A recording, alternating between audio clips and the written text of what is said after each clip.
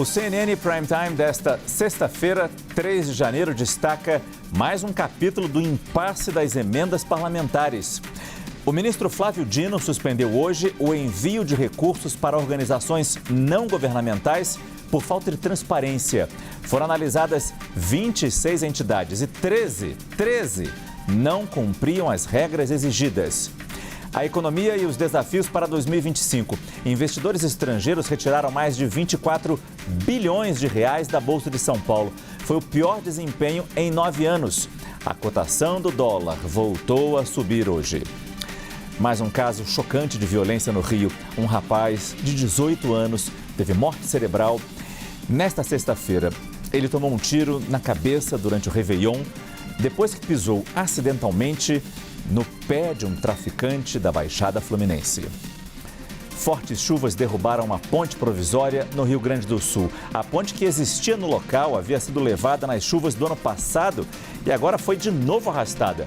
Marco Antônio Mendes traz a previsão do tempo para o fim de semana.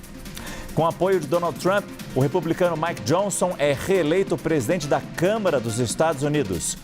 No futebol, o Cruzeiro apresenta o atacante Dudu e anuncia a contratação de Fagner, que estava há 11 anos no Corinthians. Ainda Estou Aqui aparece na lista de pré-indicados ao BAFTA, conhecido como o Oscar inglês. No Cultura Prime de hoje, trazemos as chances do filme brasileiro em conquistar prêmios depois de tantas indicações. O Globo de Ouro já é neste fim de semana. Estamos ao vivo, com reportagens especiais e análise objetiva na torcida pela nossa arte, no horário nobre da informação. Eu sou Márcio Gomes e este é o CNN Prime Time. Boa noite. Mal começa o ano e o ministro Flávio Dino, do Supremo Tribunal Federal, volta à carga contra o dinheiro repassado por emendas parlamentares. Segundo ele, sem transparência ou rastreabilidade. Desta vez, o alvo é o dinheiro direcionado a organizações não governamentais. Segundo o ministro, ficam suspensos imediatamente os repasses às entidades que não fornecem transparência adequada. O ministro afirma que em agosto do ano passado determinou que as ONGs informassem os valores recebidos por emendas parlamentares. Segundo Flávio Dino, uma auditoria da Controladoria Geral da União listou 26 entidades que receberam os maiores volumes de empenhos no ano de 2024. E aqui no nosso telão nós temos uma avaliação de como se comportam essas 26 ONGs. Diz o texto, 13 delas 50% não fornecem transparência adequada ou não divulgam informações. 9 entidades apresentam as informações de forma incompleta, ou seja, existem dados de algumas emendas ou de apenas de anos anteriores sem a suficiente atualização. E apenas 4 entidades, de 26, apenas 4 entidades promovem a transparência das informações de forma adequada, considerando a acessibilidade, clareza, detalhamento e completude. Nós abrimos esta edição do CNN Prime Time com o tema que tem sido motivo de conflito entre o Supremo e o Congresso Nacional. Quem tem os detalhes da decisão de hoje do ministro e se já há uma reação do Congresso Nacional é a repórter Luciana Amaral. Luciana, boa noite. Boa noite, Márcio. Boa noite a todos que nos acompanham aqui no Prime Time. Excelente sexta-feira a todos. Mais uma decisão, então, do ministro Flávio Dino em relação às emendas. Agora, essa decisão baseada, então, nesse relatório enviado ao Supremo pela CGU, a Controladoria Geral da União. A CGU analisou, então, essas 26 ONGs que receberam dinheiro de emendas ou, então, que tiveram emendas empenhadas, ou seja, que o dinheiro chegou a ser reservado para essas organizações não governamentais. E aí, realmente, número chocante, né, de que metade delas 13 ONGs realmente não apresentaram a transparência devida, não divulgam as informações como realmente devem. Por isso tudo, então, o ministro Flávio Dino determinou já a suspensão imediata dos repasses das emendas parlamentares para essas 13 ONGs. E nessa decisão, o ministro ele também determina que essas ONGs sejam inscritas no cadastro de entidades inidôneas e também impedidas de celebrar convênios com a administração Administração Pública Federal. E isso para evitar que o dinheiro seja mal usado, então, por essas organizações. Enquanto isso, a CGU também vai fazer uma auditoria mais específica em cima dessas 13 ONGs e divulgar o relatório em até 60 dias. Conforme ainda o relatório da CGU, que baseou a decisão do ministro Flávio Dino, outras 9 ONGs analisadas apresentam informações só que de forma incompleta, ou seja, não de acordo com o que foi determinado pelo Supremo Tribunal Federal. Tem dados só de algumas emendas ou então só de anos anteriores, sem atualização devida. Para esse caso, Flávio Dino intimou as entidades a apresentarem as informações completas, as informações que faltam, que elas sejam publicadas em até 10 dias nos respectivos sites das ONGs. O Dino também, ele pediu que a Câmara dos Deputados, que o Senado e que a PGR, Procuradoria-Geral da República, se manifestem sobre o caso em até 10 dias sobre esse relatório da CGU. Então, vamos ver agora como vai ser essa reação oficial por parte do Congresso Nacional. E, é claro, os parlamentares não gostam nada quando as emendas são suspensas. Mais um caso, então, de repasse suspenso por falta de transparência, por falta de rastreabilidade na avaliação do Supremo Tribunal Federal. Márcio, volto contigo. Muito obrigado, Luciana Amaral, que falou com a gente desde Brasília. Aqui no estúdio você já viu a nossa analista de política, Caio Junqueira, porque os alvos agora, você viu, são as ONGs, mas a decisão não lista, não dá nome de nenhuma dessas organizações, Caio. E eu te pergunto se essa decisão de Flávio Dino, de alguma forma, atinge de forma diferente os parlamentares, o Congresso de forma geral, sabendo a relação que existe entre muitos desses parlamentares com essas organizações. Sim, completamente, né, Márcio? Esse relatório da CGU foi obtido, inclusive, pelo nosso produtor Lucas Mendes, né, que é o relatório que o Flávio Dino se embasou para tomar a decisão. Um relatório extenso, são páginas e páginas, 200, 300 páginas. Cita, por exemplo, 217 vezes, eu fiz essa conta com a ajuda, claro, do software, a palavra emendas, Márcio, de emendas parlamentares, ou seja, é toda uma descrição de emendas parlamentares. Tem um capítulo específico ali nesse relatório da CGU que é intitulado Pagamentos de emendas parlamentares sem observância aos requisitos de transparência, ou seja, a gente pode dizer sim que atinge o Congresso Nacional e de forma direta sim, porque essas entidades ONGs, elas recebem dinheiro público de emendas parlamentares sem qualquer critério de transparência e rastreabilidade. Tanto que ao final do relatório da CGU está escrito lá que a ausência ou insuficiência de transparência dificulta o controle, especialmente o controle social, essencial para a supervisão adequada e a garantia de contabilidade na aplicação dos recursos públicos. Ou seja, atinge diretamente o Congresso Nacional, sim. No relatório da CGU, né, a nossa equipe está lá a descrição das ONGs com todas as irregularidades, ou seja, a irregularidade tem uma origem. A origem é um recurso público que foi encaminhada pelos deputados e senadores, parte deles, claro, para essas entidades, e aí acabou tendo esses recursos bloqueados, Márcio. E de alguma forma, mais essa carga de Flávio Dino, agora mirando essas ONGs, mirando essas entidades, de alguma forma o Congresso agora pode se tocar que, não, a gente agora tem que fazer alguma coisa para melhorar essa transparência, essa rastreabilidade, ou vai continuar esse jogo de cego? Tipo, não estou enxergando o que está acontecendo e vou continuar tentando tocar a vida da forma normal. Os meus 50 bilhões de reais em emendas. Márcio, de certa maneira, se a gente pegar essa novela toda, que já dura meses, a gente vem acompanhando, desde tem agosto. Muito detalhe, sim. Já houve mudanças, sim, daqui para frente. Né? O Congresso acabou na marra, isso é importante frisar, na marra, ele acabou estabelecendo, revendo alguns procedimentos nas regras de execução de emendas parlamentares daqui para frente, orçamento de 25, orçamento de 26 e por aí vai. Só que tem um vácuo muito grande de informação daqui para trás. E isso que o Supremo Tribunal Federal vem cobrando, né? Diversas emendas que foram direcionadas, que não tem padrinho, não tem rastreabilidade, não tem transparência. Cadê os relatórios, cadê os ofícios, cadê as informações? Então, grande parte do debate agora que vem sendo tomado é muito sobre o passado. Para frente, você acha que o Supremo não vai mais dificultar o envio de dinheiro através de emendas para prefeituras? está solucionado? Não, o debate para frente, a grande questão ainda é sobre emendas de comissão. Porque o debate é tão complexo, tem emendas impositivas, Sim. individuais, As emendas enfim. As emendas de comissão é um outro ponto de tensão do para frente. Por quê? Porque o Congresso, a partir das regras que foram estabelecidas, encontrou um meio ali de burlar e de mandar as emendas de uma forma genérica, indicadas por líderes partidários. Então, para frente é isso. Mas se a gente comparar, Márcio, o que era há um ano, há 3 anos, com o estágio atual ainda não é perfeito, ainda não é o cenário ideal em relação a termos de rastreabilidade e transparência. Mas hoje já evoluímos sim, mas ainda precisa evoluir mais para chegar ao cenário ideal. Esse é Caio Junqueira, que vai nos ajudar a entender hoje os assuntos da política dentro dessa edição do CNN Prime Time. Por enquanto, obrigado, Caio.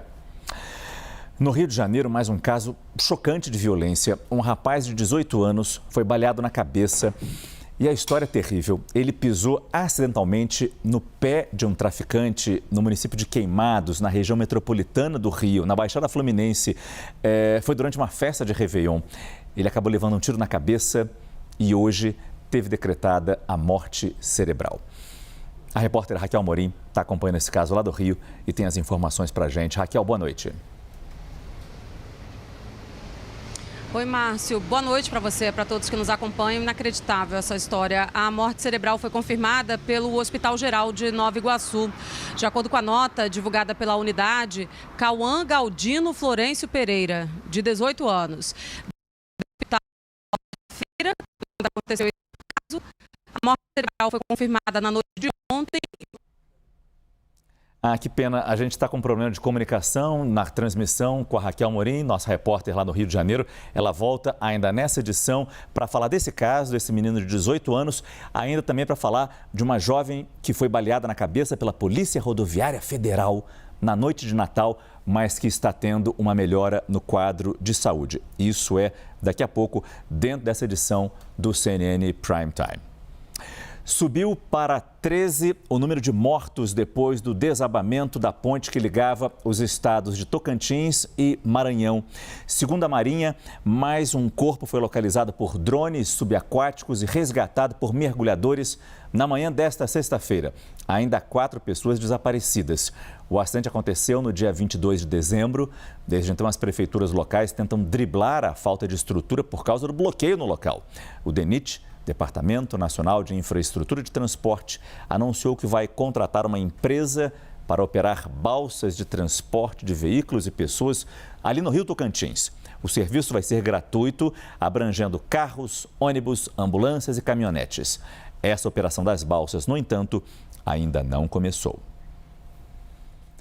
O prefeito de Belo Horizonte, Fouad Noman, do PSD, voltou a ser internado na UTI com um quadro de insuficiência respiratória aguda.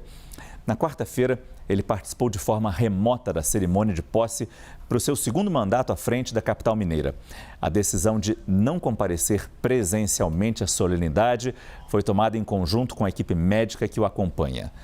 Fouad Noman, de 77 anos, havia anunciado em junho de 2024 o diagnóstico de um câncer linfático.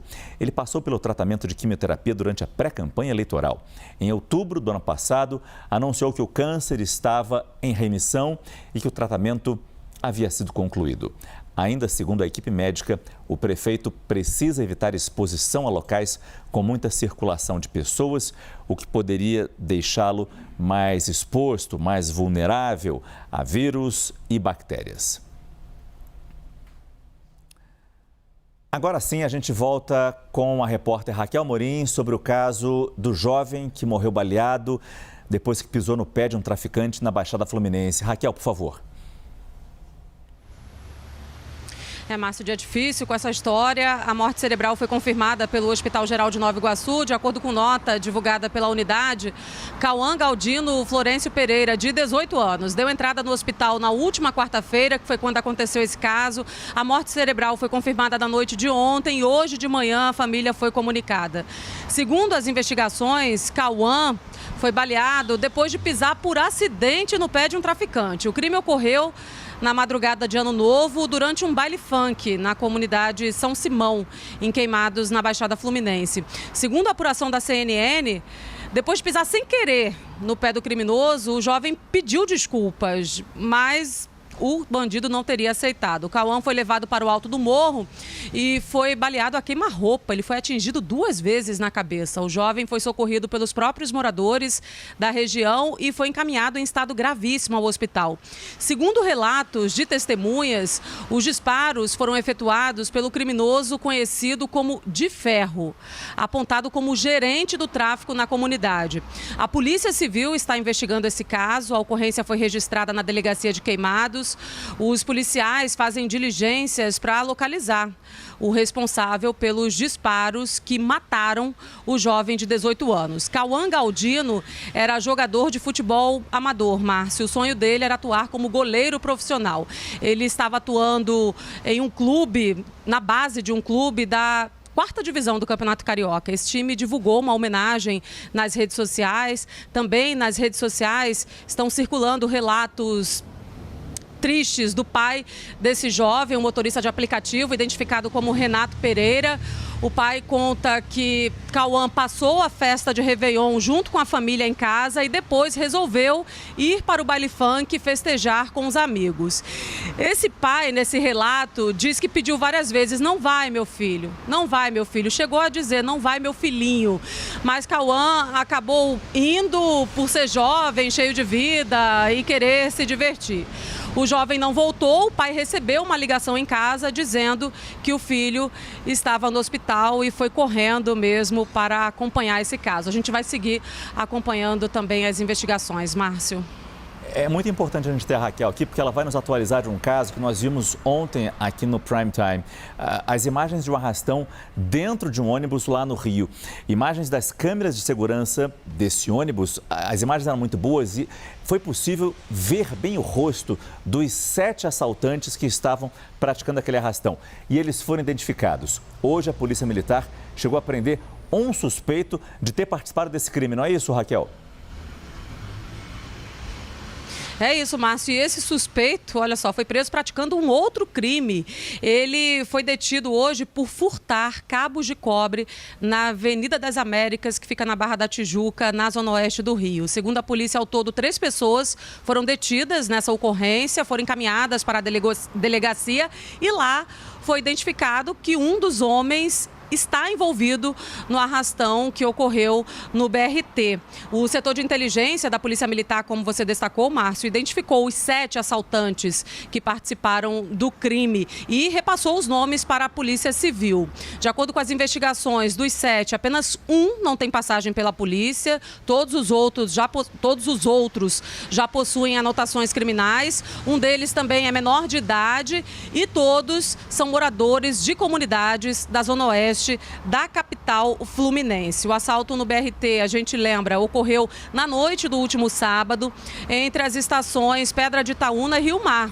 Na Barra da Tijuca, não é área de comunidade não, viu, Márcio? Nas imagens registradas pela câmera de segurança do veículo, os suspeitos, 2 deles portando armas de fogo e 2 deles com facas, aparecem aterrorizando os passageiros. Por ser final de semana e por conta do horário mais avançado, o ônibus não estava cheio. Ao todo, segundo a Secretaria Municipal de Ordem Pública, 6 pessoas foram roubadas pelos criminosos e eles agiram com violência.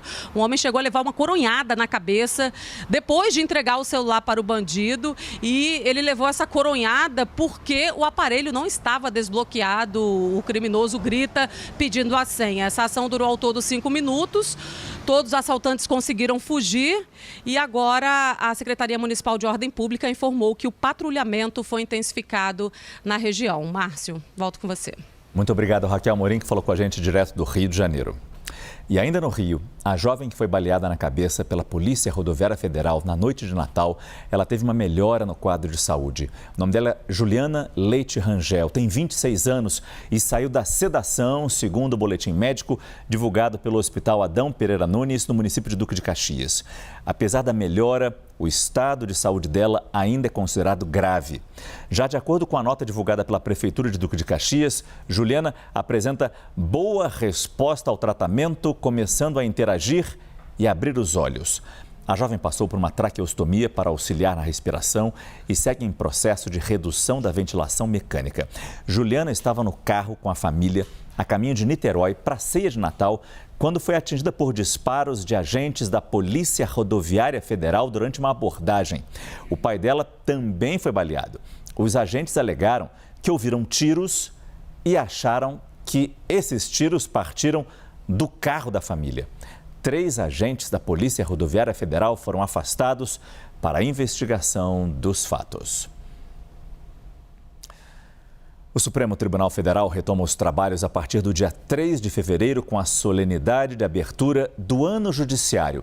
2 dias depois, a Corte retoma os julgamentos com casos polêmicos na pauta. Nosso repórter Pedro Teixeira tem os detalhes desses trabalhos lá no Supremo Tribunal Federal. Pedro, boa noite.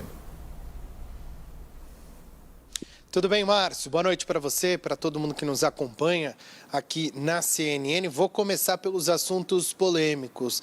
Existe a expectativa de que a Suprema Corte se debruce sobre assuntos relacionados à regulamentação das redes sociais e também o marco civil da internet. Esse é um assunto que o STF tem se dedicado nestes últimos anos, especialmente com relação à utilização das redes sociais por parte de políticos, principalmente durante as eleições. Além disso, já estão na pauta discussões importantes que interferem na vida das pessoas. Por exemplo, uma ação que trata das regras para a operação da polícia nas favelas do Rio de Janeiro e uma outra que trata da validade das revistas íntimas em presídios brasileiros. Os ministros do STF também devem, nos próximos meses, se dedicar a uma ação que trata da regulamentação da atuação das guardas civis municipais, assunto que já teve uma espécie de discussão iniciada lá no STF, mas os ministros suspenderam essa análise e eles devem retomar isso nos próximos meses. Inclusive, em parte, os magistrados já indicaram que devem liberar atividades de policiamento preventivo. Bom, Márcio, são assuntos relacionados à segurança pública, assuntos também relacionados às questões das redes sociais que interferem, de certa forma, nessa relação do judiciário com o legislativo. Inclusive, as questões relacionadas às emendas parlamentares que vocês citaram agora há pouco também estão no meio destas discussões. Julgamentos relacionados a isso também devem aparecer neste primeiro semestre de 2025 no STF. Márcio, volto com você. São casos extremamente importantes que se refletem diretamente na sociedade. Agora, ainda tem o caso Marielle e tem um inquérito sobre a tentativa de golpe na invasão da Praça dos Três Poderes no 8 de janeiro há 2 anos. Pergunto para você qual é a expectativa de andamento desses casos, desses processos.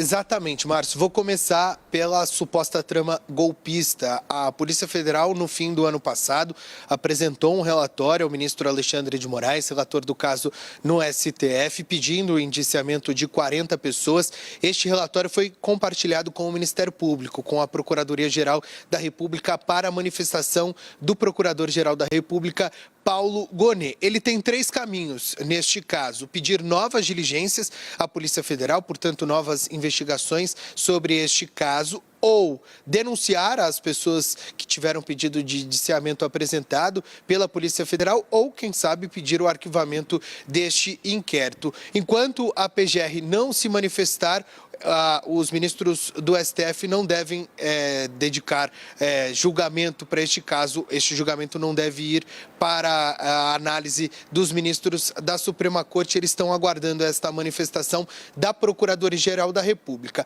Com relação ao caso Marielle Franco, o Ministério Público, a PGR, já pediu novas diligências à Polícia Federal, mas este é um caso visto como mais avançado, digamos assim. São réus, neste caso, o deputado Chiquinho Brazão, o conselheiro do Tribunal de Contas do Rio de Janeiro, Domingos Brazão, o delegado da Polícia Civil, Rivaldo Barbosa, o major Ronald Paulo Pereira e o policial militar Robson Calixto Fonseca. A PGR aguarda estas novas diligências por parte da Polícia Federal para dar prosseguimento à tramitação desta ação na Suprema Corte. São 2 casos criminais em pontos distintos, mas, de certa forma, aguardando a manifestação da PGR. Márcio.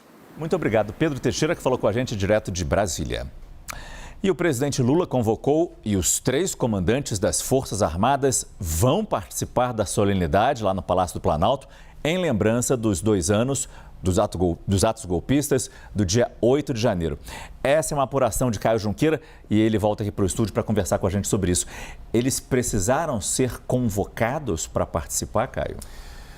Márcio, se a gente pensar assim, se o presidente Lula convidou, né? É uma convocação. Mas ele convidou, é o presidente da República. Vamos lembrar que o presidente da República é o comandante em chefe das Forças Armadas. Ele é o número 1 das Forças Armadas, né? Dentro do nosso sistema constitucional. Então, eles precisam ir. Agora, se você me perguntar, eles gostariam de ir? Eles acham que o evento precisa ocorrer? Certamente não. Pelo menos isso eu colhi de impressões ali, hoje conversando com oficiais da ativa de alto escalão das Forças Armadas, né? Para eles... de certa maneira, pelo menos os que eu conversei, e a gente de alto escalão, toda vez que você marca uma data, de certa maneira você passa ali uma risca no chão e você crava aquilo como o diferente. E diretamente, as Forças Armadas estão até diretamente envolvidas em tudo que aconteceu. Poxa, né, Márcio? As investigações estão mostrando isso. Sim, e o próprio comandante do Exército foi substituído depois do ato de 8 de janeiro. Né? O atual comandante do Exército, que é o general Tomás Paiva, só foi escolhido comandante porque o presidente Lula entendeu, na época, que o comandante anterior não teve ali um posicionamento correto em relação aos acampamentos e à própria manifestação do 8 de janeiro.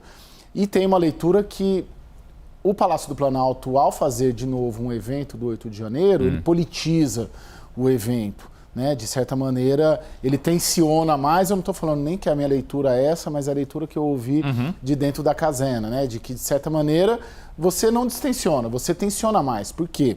A versão ou o olhar que o governo Lula dá e um segmento importante, significativo da sociedade, é de que sim, se tratou de um ato de vândalos golpistas, extremistas, que tentaram dar um golpe de Estado. Mas tem uma parcela, sim, da sociedade significativa, 20%, 30%, né?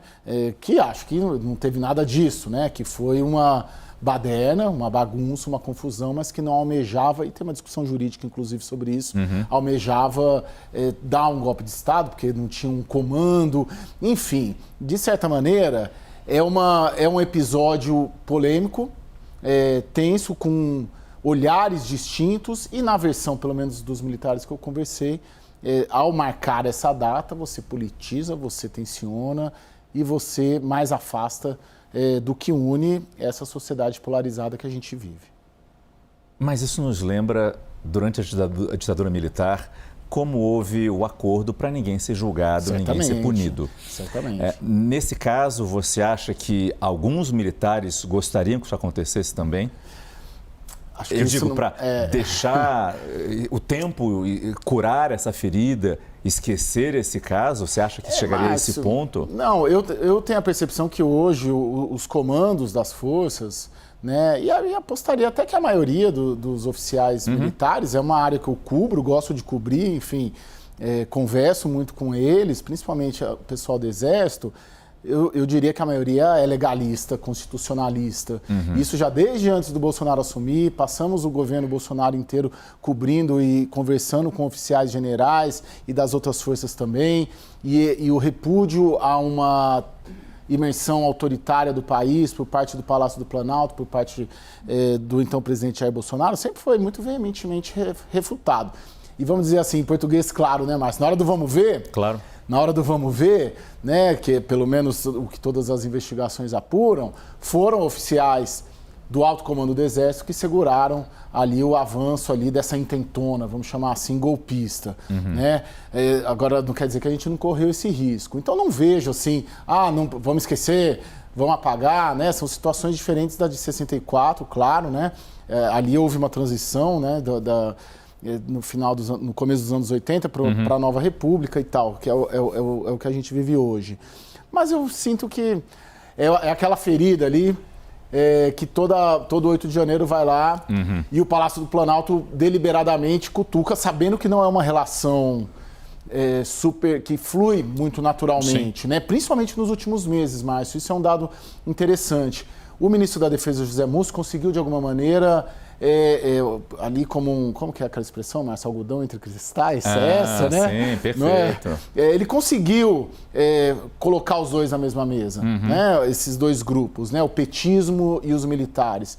Mas eu sinto que nas últimas semanas, nos últimos meses, isso abalou um pouco por 2 fatores. O primeiro, a própria inclusão dos militares no pacote de corte de gastos, sem um aviso prévio, sem um diálogo, eles souberam pela imprensa. E o próprio indiciamento também, não deixa de ser constrangedor tudo que o relatório da Polícia Federal nos mostrou, que houve uma intentona, houve uma movimentação, né? Isso não é narrativa, isso é mensagem de WhatsApp, né? Isso são trocas de mensagens, né? Então isso, de certa maneira, acabou abalando um pouco. Mas, de uma maneira geral, eu diria que a ampla maioria dos oficiais, eu apostaria que são legalistas. Claro que a gente vai continuar acompanhando ao longo desse 2025 as investigações da intentona golpista, nas palavras do Caio, mas também de como será essa manifestação, essa celebração no sentido de lembrar do 8 de janeiro. Obrigado, Caio. Falar um pouco de economia, o dólar fechou em leve alta nesta sexta-feira, R$ 6,18. Repórter Danilo Moliterno acompanhou a movimentação no mercado e tem as informações ao vivo para a gente. Como foi a volatilidade do dólar? E a gente pode falar da Bolsa também nesse pacote, Danilo, ao longo desta sexta-feira. Boa noite, Márcio, todos que acompanham o Prime Time nessa noite. É isso, segunda sessão de negociações do ano. O dólar sobe um pouquinho, 0,3%, cotado a R$ 6,18. Muito importante sempre a gente mencionar sobre essas 2 primeiras sessões do ano, que acontecem na quinta e na sexta-feira, em uma semana em que a gente teve feriado da virada do ano de 2024 para 2025. Por isso a gente tem nesses 2 dias bastante volatilidade, porque a gente tem poucas negociações, baixa liquidez. Então, qualquer movimento para lá ou para cá acaba levando o dólar a ficar positivo ou negativo. Ontem, por exemplo, a gente teve o dólar caindo um pouquinho, a 0,2%. Por isso, a gente pode dizer até que nesses primeiros 2 dias de negociações, a gente tem um dólar rondando a estabilidade. A gente não traz aqui um índice com um sinal muito cravado para o dólar, mas a gente traz aqui uma expectativa. Conversei com alguns analistas durante o dia de hoje sobre o que a gente deve esperar para 2025 para o dólar, e o que eles indicam é que, ao menos nesse primeiro trimestre, a gente deve ter um dólar acomodando na casa dos R$ 6,05, um pouquinho abaixo do patamar que a gente tem agora, especialmente porque a gente tem aquele chamado guidance do Copom do Banco Central, de que teremos juros mais altos, que vão chegar à casa dos 14,25% até março, fazendo com que esse dólar fique mais acomodado. Sempre importante a gente mencionar, um dólar mais acomodado, um pouquinho abaixo do patamar que a gente tem hoje, mas ainda assim, dólar acima dos R$ 6, num patamar, por exemplo, inimaginável, quando a gente via que tínhamos o dólar muito próximo dos R$ 5 em meados do ano passado. Se a gente não tem um sinal muito claro para o dólar, a gente tem um sinal claro sim para o Ibovespa nesta sexta-feira. Ibovespa que cai 1,3% na casa dos 118.400 pontos. Importante a gente relembrar que, especialmente na reta final do ano passado, o Ibovespa caiu bastante e segue, portanto, caindo, refletindo esse pessimismo do mercado com o nosso principal índice aqui da Bolsa Brasileira. Pessimismo esse que, é claro, a gente confere especialmente, o mercado confere especialmente as incertezas quanto à política econômica, especialmente quanto à política fiscal, Márcio. Muito obrigado, Danilo Moliterno, que falou com a gente direto de São Paulo. E um dos motivos desse pessimismo está retratado aqui. Investidores estrangeiros retiraram mais de 24 bilhões de reais da B3, a Bolsa Brasileira, no ano passado. Foi o pior desempenho em 9 anos e a 3ª maior fuga da moeda na história. Hoje, em entrevista ao CNN Money, o economista-chefe da MB Associados, Sérgio Vale, falou sobre a saída de dólares no Brasil e, segundo ele, a tendência é que o estresse continue em 2025. Saídas dessa magnitude que a gente viu acontecer em dezembro, elas, em geral, têm uma explicação, né? Elas não são aleatórias, não são completamente sazonais. E aqui é muito claro o que aconteceu, né? A gente tem uma deterioração fiscal que está sendo construída ao longo dos últimos 2 anos. A gente chegou num ponto no segundo semestre que a gente precisava avançar nessa pauta do ponto de vista dos gastos. A gente chegou numa situação que, de fato, está incontornável.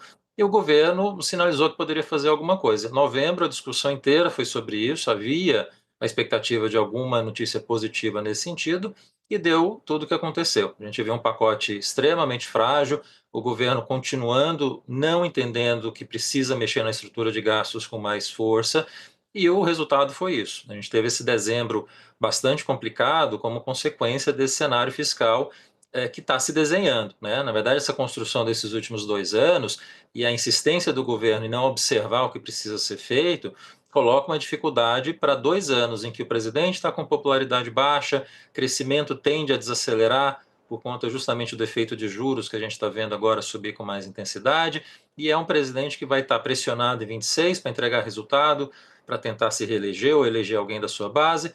Enfim, tem um cenário que o mercado está olhando para frente, as pressões são muito grandes. E a tendência é a gente continuar vendo um pouco desse estresse que a gente viu em dezembro agora, certamente com menos intensidade, tende a acalmar um pouco ao longo desse ano, mas ainda, infelizmente, vai ser um cenário tenso que a gente vai vivenciar em 25 e muito provavelmente em 26 também. Nós temos aqui algumas notícias internacionais agora. O político opositor procurado na Venezuela, Edmundo González, ele vai fazer um giro por países da América Latina, além dos Estados Unidos. Ele deve desembarcar ainda hoje na Argentina. O Brasil vai ficar de fora dessa agenda.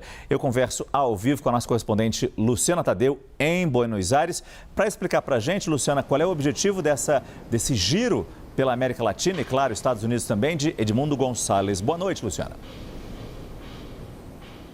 Oi, Márcio, boa noite para você, para todos que nos acompanham. O objetivo dessa viagem claramente é mostrar que Edmundo González tem apoio, não somente dos líderes regionais, como também dos Estados Unidos, há pouquíssimos dias da posse do novo mandato na Venezuela, que Nicolás Maduro diz que vai assumir seu 3º mandato, e o próprio Edmundo González tem dito que vai assumir o poder na Venezuela no dia 10 de janeiro. Claro, a gente não sabe qual é a estratégia dele depois dessa viagem pela América Latina. O que a gente sabe é que Edmundo González chega hoje na Argentina, ainda na noite de hoje. Amanhã de manhã, às 11 da manhã, está previsto uma reunião com Javier Milei na Casa Rosada, a sede da presidência argentina, e amanhã mesmo ele vai para o Uruguai. Está prevista uma reunião com o presidente Luiz Lacalle Pou na residência presidencial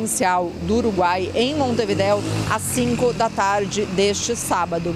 E o que me dizem opositores ligados à organização dessa viagem de Edmundo González é que do Uruguai ele partiria para os Estados Unidos com uma escala no Panamá, ainda sem previsão de uma reunião com o presidente Mulino do Panamá, que também tem mostrado apoio a Edmundo González após o processo eleitoral na Venezuela, tão questionado tanto internamente como internacionalmente. Márcio, como você bem mencionou, o Brasil está fora desse roteiro que Edmundo González vai fazer na América do Sul. Até agora não há nenhum pedido e nenhuma confirmação de que haverá uma visita de Edmundo González ao Brasil, uma reunião com o presidente Lula, e segundo a apuração da âncora Tainá Falcão, isso se deve a que o governo brasileiro considera que é importante manter essa posição de capacidade de diálogo com o governo venezuelano nessa tentativa de intermediar, então, a crise entre o governo e a oposição venezuelana. Márcio, o grande questionamento dessa viagem é o que Edmundo González vai fazer no dia 10 de janeiro, que é o dia da posse da Venezuela. Ele vai tentar entrar na Venezuela. A Venezuela já anunciou às autoridades venezuelanas que, caso ele tente entrar no país, haverá policiais esperando por ele no aeroporto. De fato, A própria polícia da Venezuela e autoridades estão publicando cartazes pelo aeroporto de Maiquetía, que é o aeroporto internacional de Caracas, aqueles cartazes de procurado, anunciando que há uma recompensa de $100 mil por informações do paradeiro de Edmundo González que possa levar à prisão dele. Então, aí uma ameaça declarada para o caso de que o opositor tente entrar na Venezuela para tomar posse, como disse nos últimos meses que faria, Márcio. Luciana Tadeu, muito obrigado. Aqui no estúdio já aparece Lorival Santana, nosso analista de internacional.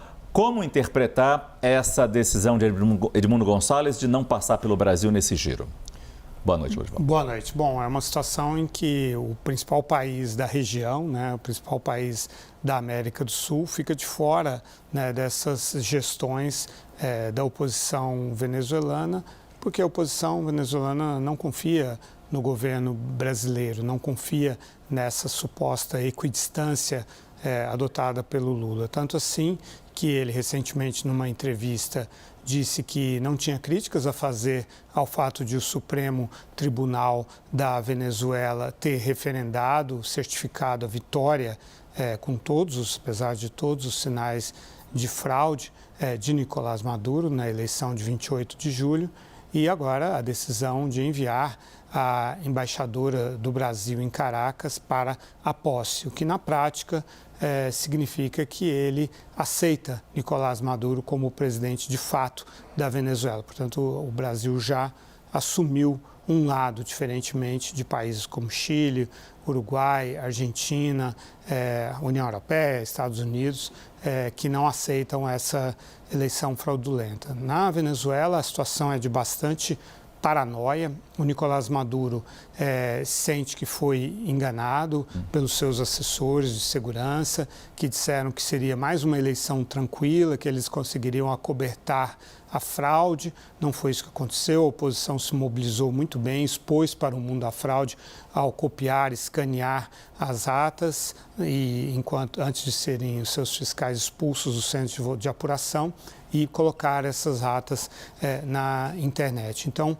hoje o ambiente é de verdadeiro medo de que algo aconteça no dia 10 de janeiro do ponto de vista do regime. Diosdado Cabello, que é o homem forte do regime, ministro do Interior, numa cerimônia no domingo de inauguração de um centro de treinamento da polícia bolivariana, pegou um fuzil, disparou para o alto, dizendo que as pessoas que invadissem a Venezuela conseguiriam entrar, mas não conseguiriam sair. Se referindo a Edmundo González, por exemplo? Se referindo a quem quer que se opusesse ao regime, de dentro e de fora. Ele disse que a Venezuela tem muitos inimigos dentro e fora.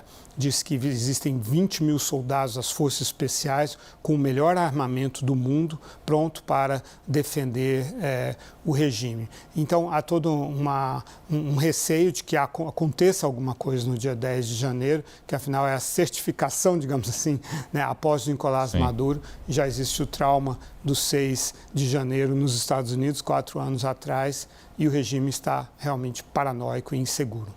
Lorival continua com a gente porque tem mais notícia internacional para ser analisada. O exército da Ucrânia destruiu, com um ataque aéreo, um posto militar dentro da Rússia. Edifícios, carros e destroços aparecem destruídos depois que foram atingidos na região de Kursk. Militares ucranianos disseram que lançaram um ataque de alta precisão contra um comando militar russo. O exército russo afirmou que derrubou 4 mísseis ucranianos na região. Não há relatos de vítimas.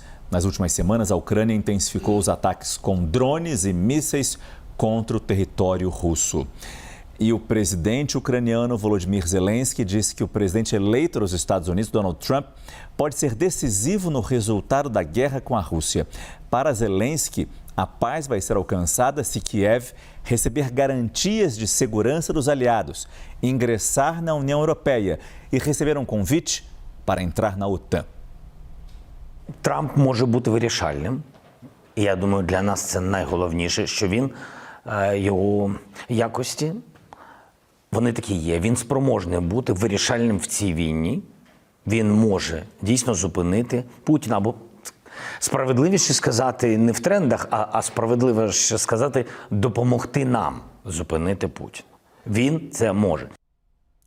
Lorival Santana, até que ponto isso pode realmente acontecer? Trump ajudar a deter Putin.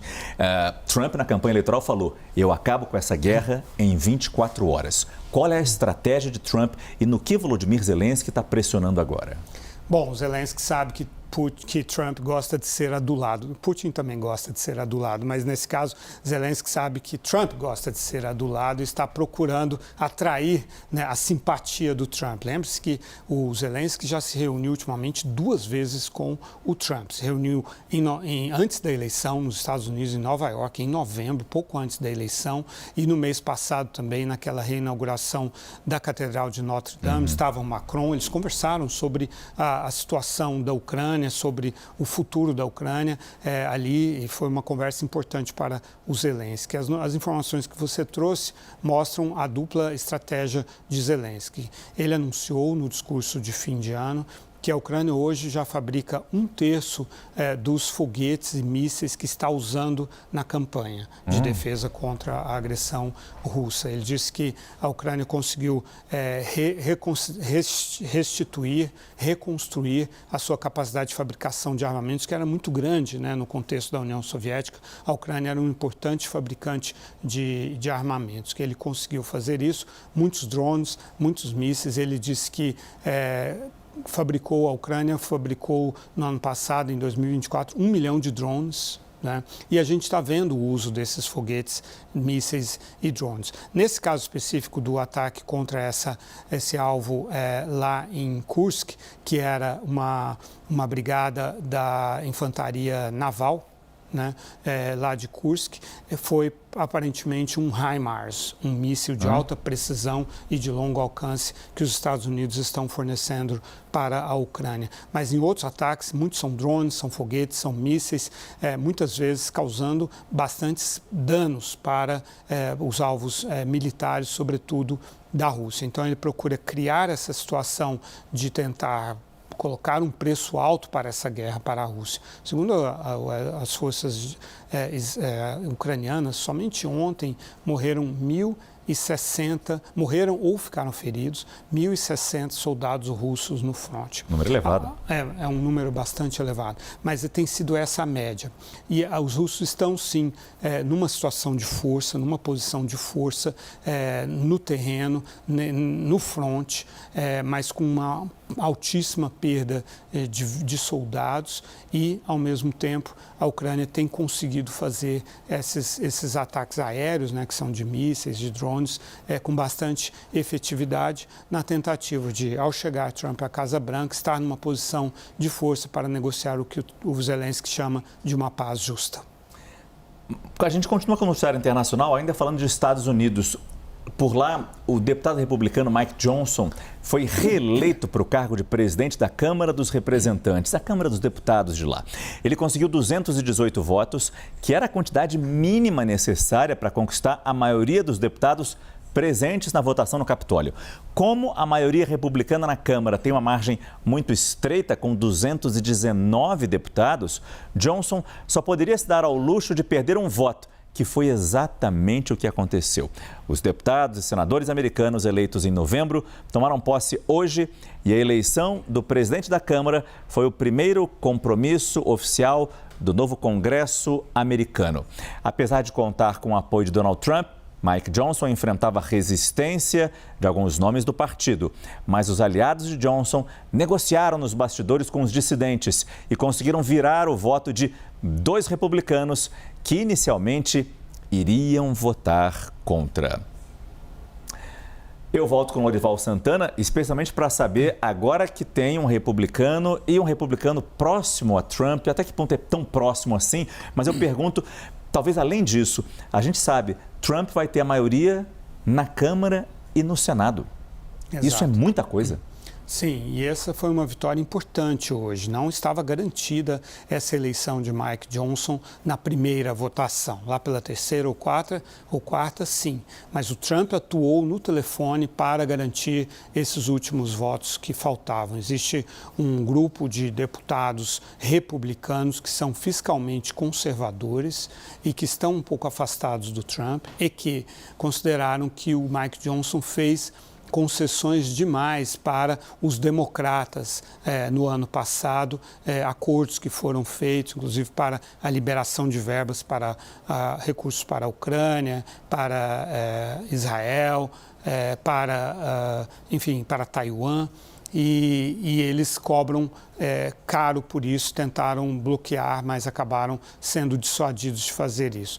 Mike Johnson é, sim, muito próximo de Trump. Foi ele que derrubou o Kevin McCarthy, que era o deputado presidente da Câmara, numa rebelião que foi à distância liderada pelo Donald Trump, mas é realmente uma maioria muito precária, né, de apenas 2 cadeiras. Se um voto vira, eles ficam em minoria ali com os democratas, porque além de perder um voto, se esse voto vai para os democratas podem ganhar uma votação na Câmara dos Deputados. Mesmo porque a gente sabe que o Partido Republicano não é inteiro fiel a Trump. Exato, principalmente nas votações secretas. Os deputados e senadores têm dificuldade de, num voto aberto, enfrentar o Trump, mas que era o caso hoje, voto aberto, voto nominal. Mas, em geral, as votações são secretas, então aí sim pode haver problemas. No Senado, a maioria um pouco é mais folgada, mas não o suficiente para aqueles 60 votos necessários, né? A maioria das votações, com exceção das orçamentárias, exigem essa maioria qualificada. Então, Trump tem sim o controle do Congresso, mas terá de trabalhar muito no corpo a corpo, no dia a dia, para garantir o resultado das votações na Câmara. Lembrando, então, a posse de Donald Trump acontece no dia 20 de janeiro. Obrigado, Lorival Santana. Das notícias que estão movimentando a nossa política neste começo de ano, uma traz um cantor querendo ser presidente da República. E o União Brasil e o PP admitem o começo de conversas para filiar Gustavo Lima. A apuração da âncora da CNN, Tainá Falcão. Antônio Rueda, presidente do União Brasil, diz que já havia iniciado conversas com o cantor antes mesmo dele tornar pública, a intenção de candidatura. E acrescentou que não vê impeditivo de o artista integrar o partido. Jaciro Nogueira, presidente do PP, também confirmou à CNN que entrou em negociações com Gustavo Lima para uma possível filiação à legenda, mas não quis dar mais detalhes. A possível candidatura de Gustavo Lima foi revelada ontem em entrevista ao portal Metrópolis. A assessoria do cantor disse à CNN que o nome dele está à disposição caso o país venha precisar. A assessoria também nega que ele esteja em contato com partidos. Uma possível candidatura de Gustavo Lima poderia esbarrar num impeditivo legal. O cantor não poderia fazer showmícios para promover a própria campanha. Essa é uma apuração do analista Pedro Venceslau. Depois que o cantor Gustavo Lima se declarou candidato à presidência no distante ano de 2026, muita gente agora se pergunta se ele poderia cantar durante os seus comícios. Eu fui consultar, então, alguns advogados eleitoralistas. Falei com o Fernando Neisser e também com o Alberto Rolo e a resposta é não. Bom, para explicar melhor, o Gustavo Lima poderia continuar fazendo shows pelo Brasil, mas se ele for cantar, ele não pode pedir votos. E se ele for pedir votos, ele não pode cantar. Caso contrário, ele corre o risco de ter o seu mandato cassado se for eleito. Cassado, claro, pela Justiça Eleitoral. Outras profissões também se enquadram nesse questionamento que muita gente faz em relação ao Gustavo Lima. É o caso dos locutores de rodeio. É muito comum no interior de São Paulo, por exemplo, no interior do Brasil, locutores de rodeio que decidem disputar eleições. E a mesma coisa, vale a mesma regra. Se estiver em campanha e for fazer a locução de um rodeio, ele não pode nem mencionar que é candidato. E quando estiver no meio de uma campanha eleitoral ou pedindo votos pela cidade, ele também não pode fazer locuções como se estivesse num rodeio. Basicamente, ainda é muito cedo para saber se Gustavo Lima vai ser ou não candidato. Já tem muito partido, inclusive, que fez convites para ele, como o PRTB, o PP e também o União Brasil. Agora, se estiver em campanha, ele tem que tomar muito cuidado e também tem que ficar esperto para não descumprir as regras da Justiça Eleitoral. O Senado já tem data para definir a sucessão da sua mesa diretora. Na Câmara, ainda não há uma confirmação, mas a expectativa é de que o novo presidente seja eleito na primeira semana de fevereiro. Eu converso de novo com Caio Junqueira. Caio. Vamos lá, Márcio. Tradicionalmente, a data oficial é 1º de fevereiro. Inclusive, na Constituição, é a data prevista para essa eleição. Mas aí, a depender de quando cai o dia, há alguns ajustes. O Senado foi conservador e escolheu o dia 1º de fevereiro, que é um sábado, às 11 da manhã será essa eleição. E já tem praticamente ali um eleito, né, que é o senador Davi Alcolumbre, presidente da CCJ, deve ser reconduzido ali ao cargo. Ali na Câmara dos Deputados, o escolhido deve ser o deputado federal Hugo Mota, que é do PP da Paraíba. A rigor, Márcio, essas mudanças, elas são muito sutis, são nomes de continuidade, ou seja, o Davi Alcolumbre sendo levado a essa presidência pelo atual presidente Rodrigo Pacheco, que inclusive foi levado para a presidência pelo presidente anterior, que era o próprio Davi Alcolumbre. Ali na Câmara também o Arthur Lira conseguiu fazer o sucessor. Ou seja, de uma maneira geral, a gente pode esperar uma continuidade. A gente não pode esperar nem uma vida mais fácil para o governo Lula, em termos de estabilidade política, de sustentação política, nem uma vida mais difícil também, porque os perfis são muito parecidos. Eu apostaria, olhando os dois perfis, Davi Alcolumbre e Hugo Mota, que o governo vai ter mais dificuldade no Senado, principalmente por essa questão das emendas. O Davi Alcolumbre, quando foi eleito pela primeira vez ali em 2019, né, insuflado ali pelo então presidente Jair Bolsonaro, ele construiu muito as relações de poder dele dentro do Senado e do Congresso Nacional a partir das emendas parlamentares. E nos bastidores é quem tem apresentado mais resistência a essas iniciativas, vamos dizer assim, do Supremo Tribunal Federal contra as emendas. Então, ali que eu vejo até uma inversão, né? Porque hoje a vida do Palácio do Planalto é um pouco mais tranquila no Senado, um pouco mais difícil ali com a independência do Arthur Lira. Eu acho que a partir de fevereiro ali isso inverte um pouco. O Senado, Davi Alcolumbre, que é um centrão raiz, vai apresentar mais dificuldade, sim, ao Lula. E ali o estilo do Hugo Mota, que é um deputado federal novo, tende a ser um pouco mais da composição com o Palácio do Planalto. Muito obrigado, Caio Junqueira. Uma mulher foi presa por sequestrar um bebê de apenas 8 meses no Rio Grande do Sul. Ela foi encontrada de bicicleta na BR-116, na altura de Pelotas. A mulher era conhecida da família e estava hospedada na casa dos pais da criança.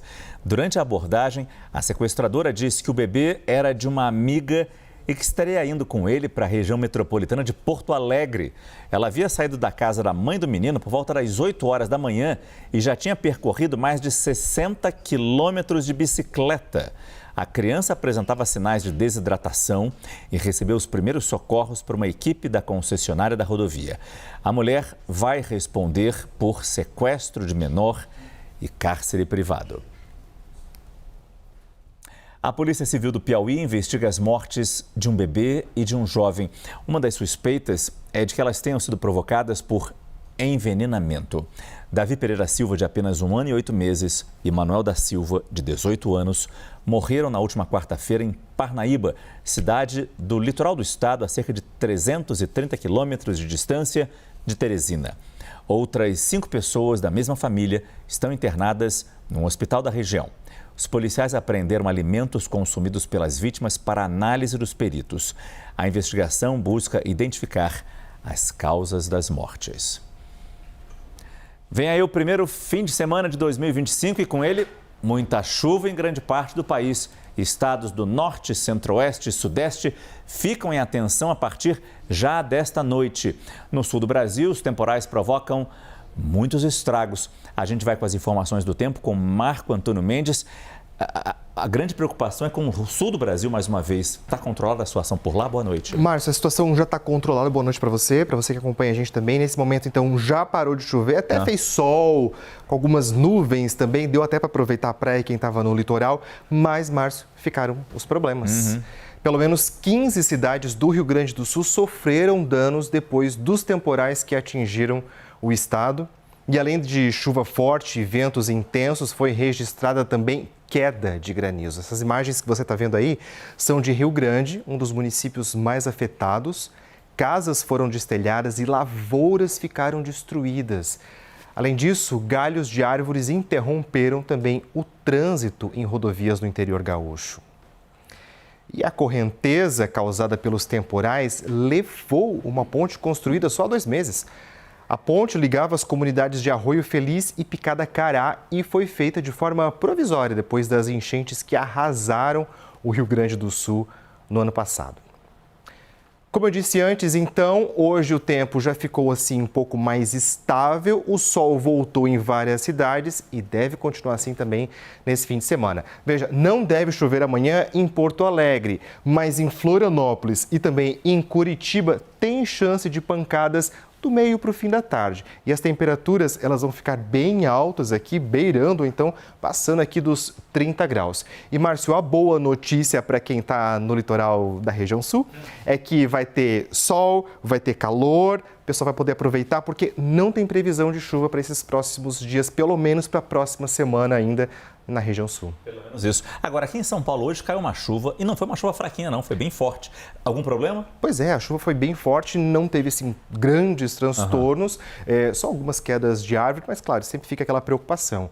Só que essa chuva, gente, ela veio tão forte que o Centro de Gerenciamento de Emergências Climáticas da Prefeitura chegou a colocar quase toda a cidade em estado de atenção para alagamentos. Então, houve até queda de granizo em vários pontos e os ventos chegaram a passar dos 60 km por hora na Zona Norte. E, de acordo com a Defesa Civil, houve também registro de 7 quedas de árvores. Essa chuva em São Paulo foi causada por aquela clássica combinação de calor mais umidade, que é bem comum agora no verão, né? E a mesma situação que vem acontecendo também em grande parte do país. Para esse fim de semana, então, o tempo fica bem instável. Deve chover ao longo do sábado e também no domingo, e as temperaturas elas vão ter aquela sensação de abafamento, ficando aqui perto dos 30 graus. Isso porque, a partir de hoje, então, uma nova frente fria, aquela que passou pelo sul do país ontem, no comecinho dessa semana, então começou a influenciar o tempo no sudeste e em outras regiões. Isso aqui significa que o fim de semana deve ter muita instabilidade com nuvens e também chuva. E olha só, o que vai acontecer, então, nesses próximos dias, deixa eu explicar aqui para vocês. Essa frente fria, ela praticamente vai ficar estacionada aqui na altura do sudeste, no Oceano Atlântico. E aí, então, com a combinação dos ventos que vêm da Amazônia, isso tudo deve formar um novo corredor de umidade sobre o país, deixando o céu com muitas nuvens, com nuvens bem carregadas. E esse sistema aqui deve continuar trabalhando, então, por vários dias.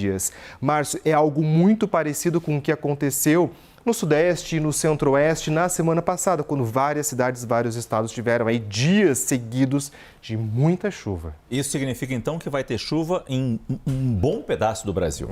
Tem inclusive alertas já de chuvas temporais, riscos de deslizamentos de terra, de alagamentos. O IMET está chamando atenção para essas condições nesses próximos dias.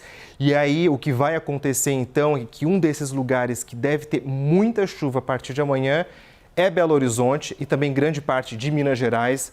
Vamos dar uma olhadinha aqui nesses dados que a gente vê, porque a previsão é de chuva em todos esses próximos dias.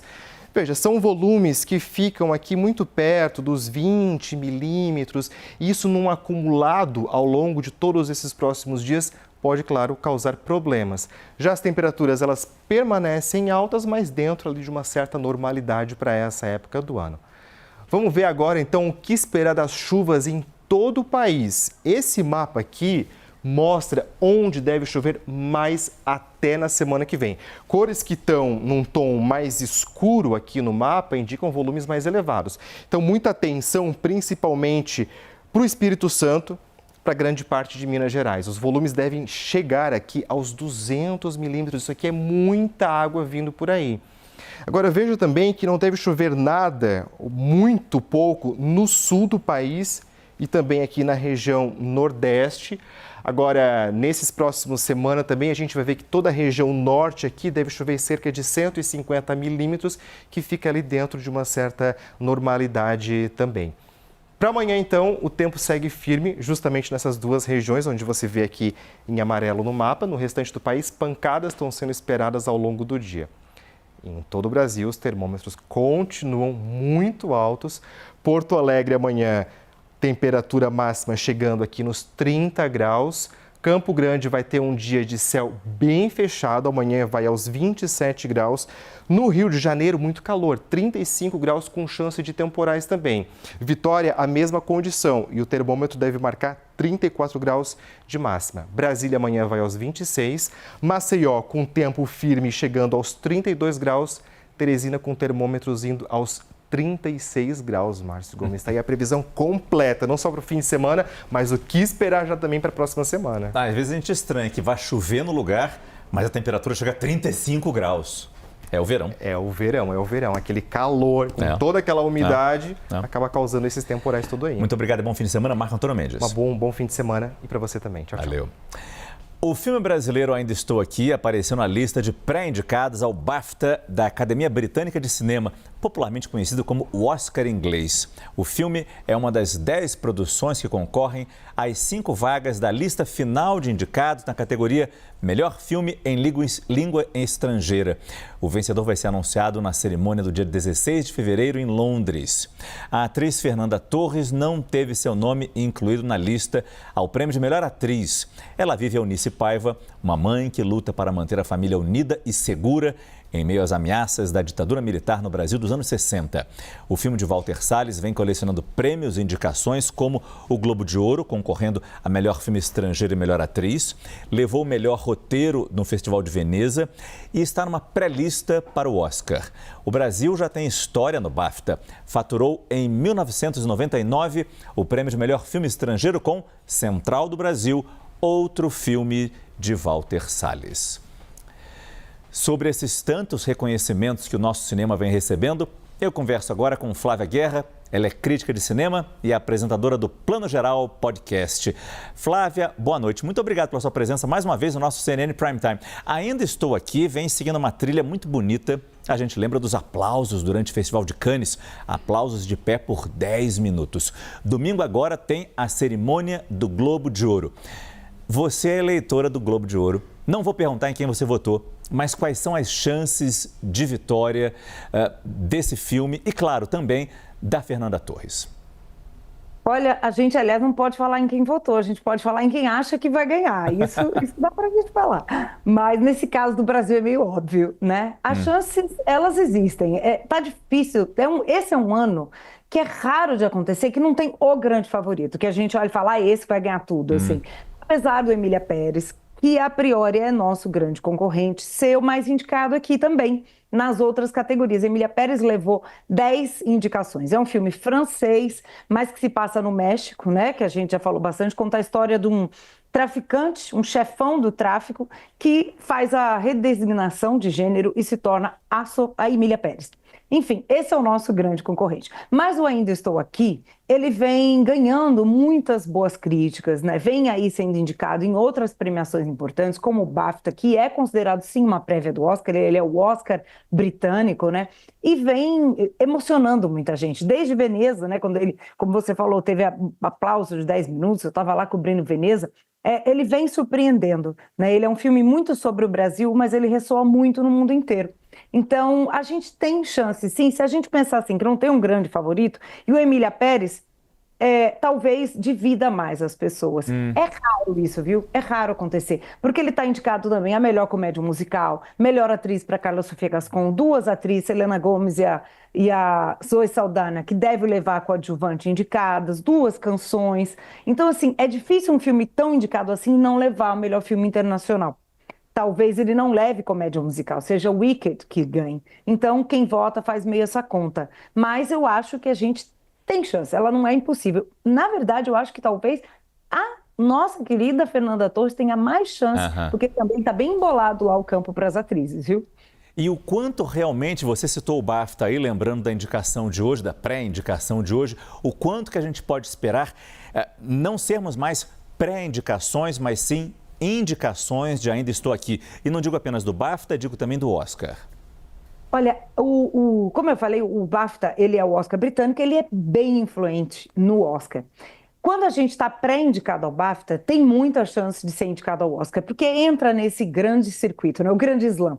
Então eu acho que é quase possível, assim, tem que ter uma coisa muito ruim que aconteça para que o Ainda Estou Aqui não seja finalista do Oscar. A gente vai saber o BAFTA, os finalistas, dia 15 e o Oscar dia 17. Eu acho bem improvável que a gente não seja finalista do Oscar. Do BAFTA talvez dê uma embolada, porque quem vota são os britânicos, então às vezes eles querem favorecer outros filmes que também, né, falam mais no mercado. A gente tem um indiano, Tudo Que Imaginamos Como Luz, que está no BAFTA, mas não vai estar no Oscar, tá? Ele também está concorrendo e ganhando bastante pontos aí no Globo de Ouro, mas ele não foi o indicado na Índia. Lembra? O filme para concorrer ao Oscar tem que ser indicado pelo país. A Índia indicou outro.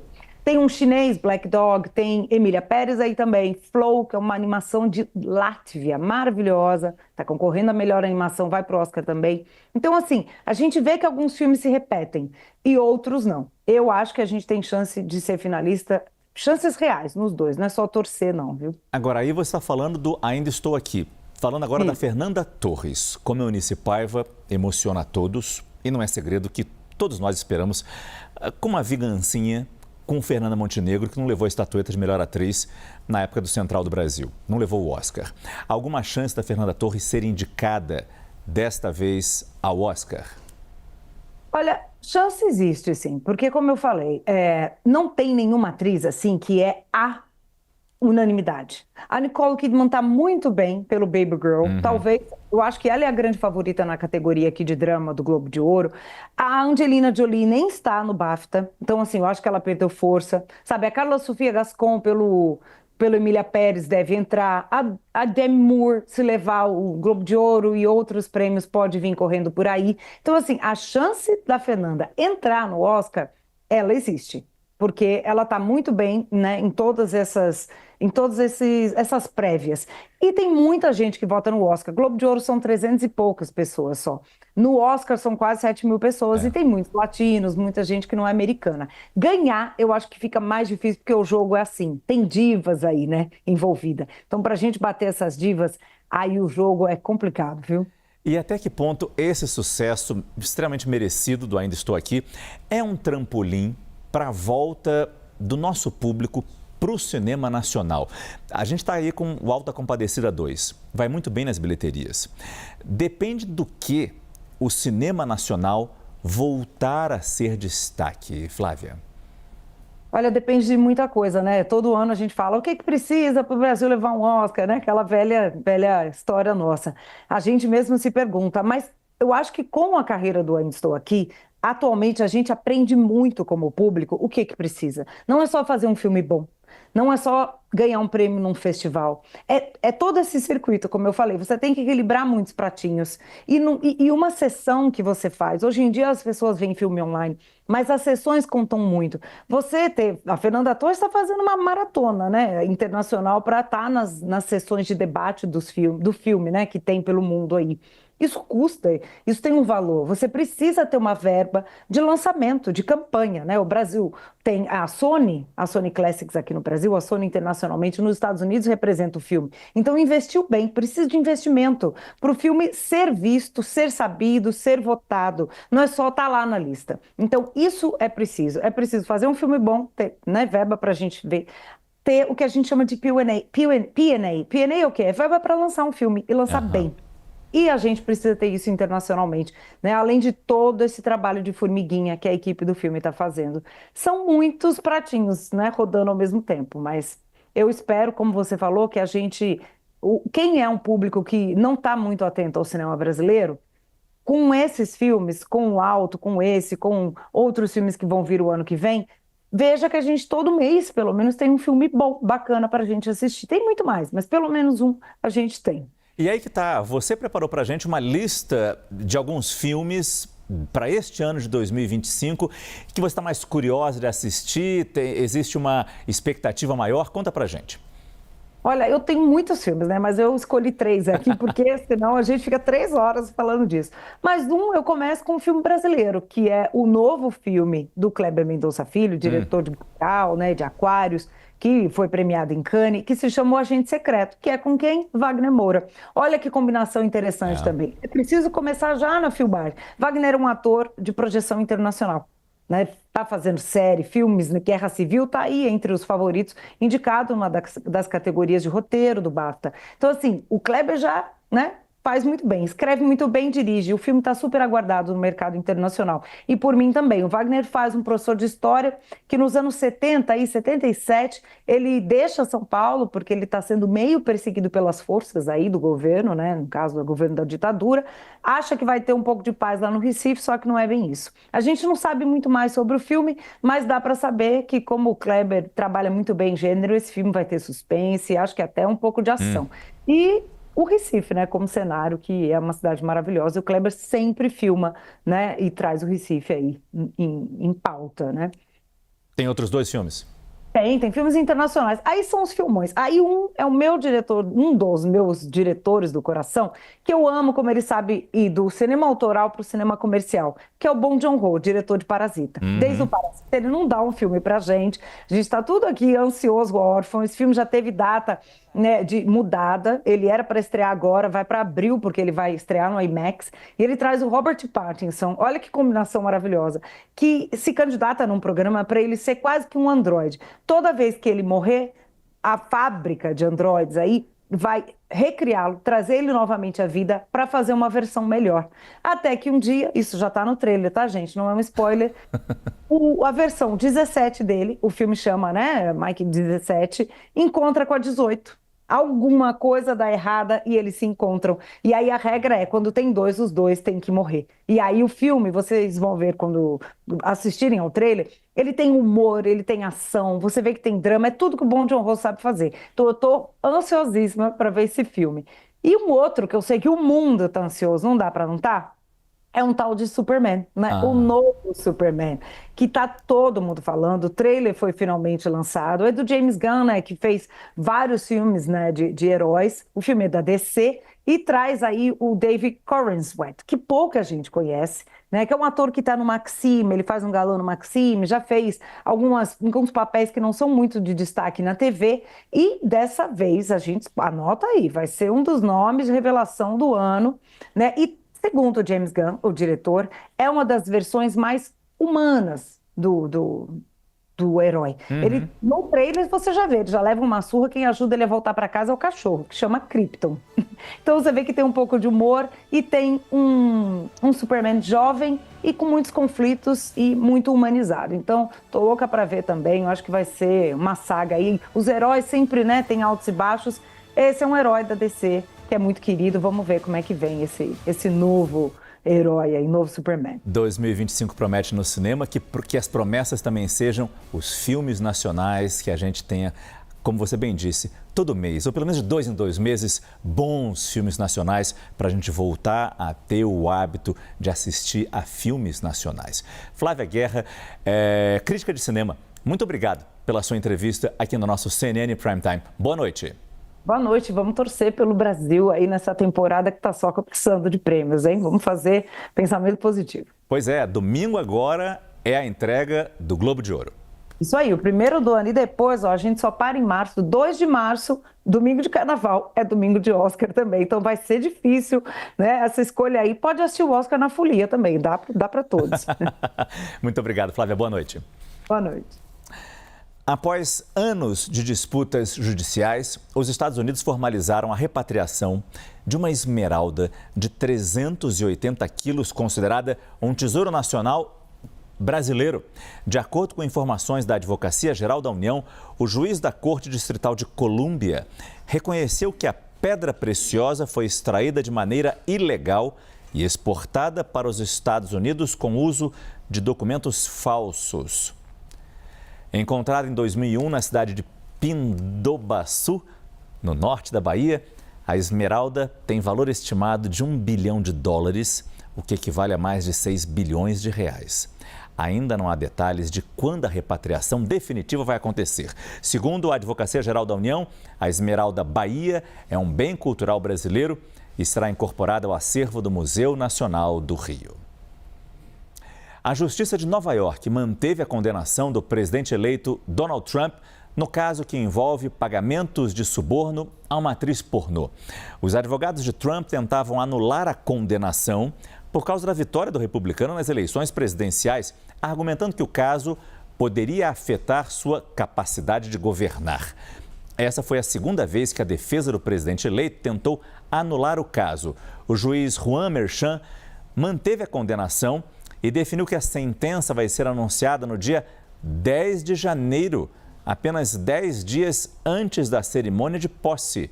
Na decisão, o magistrado sinalizou que não vai impor uma pena de prisão, multa ou liberdade condicional para Trump.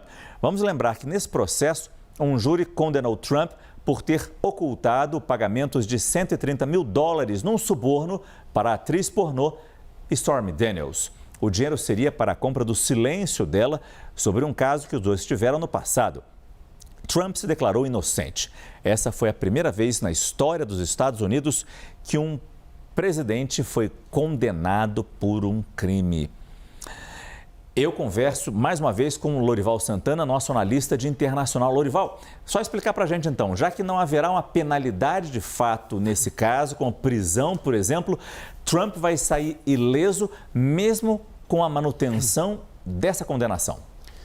Sem dúvida, é uma tradição dos Estados Unidos e a Corte Suprema confirmou isso em meados do ano passado, né, que um presidente no exercício ele não pode ser processado e muito menos punido, obviamente, né? Então, o juiz Juan Merchan ele tem um perfil bastante agressivo, ele tinha dado sinais realmente de que levaria adiante esse processo mesmo com a eleição de Donald Trump e fez isso, mas calibrou a sua decisão com essa de não proferir uma sentença, né? Então fica uma condenação, como você disse, e no caso seria já a segunda condenação, né, de Donald Trump, mas ele fica isento de uma sentença.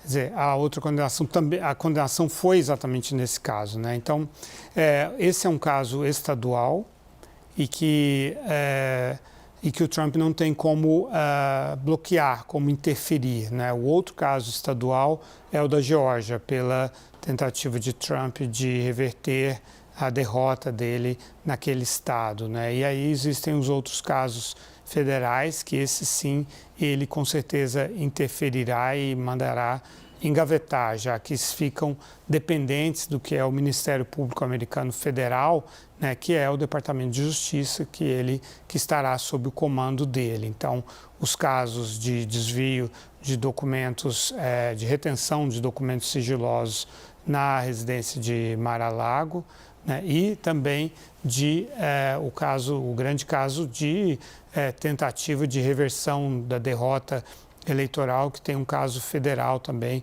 com o procurador especial Jack Smith, que Trump demitirá, mas provavelmente se demitirá antes de Trump tomar posse.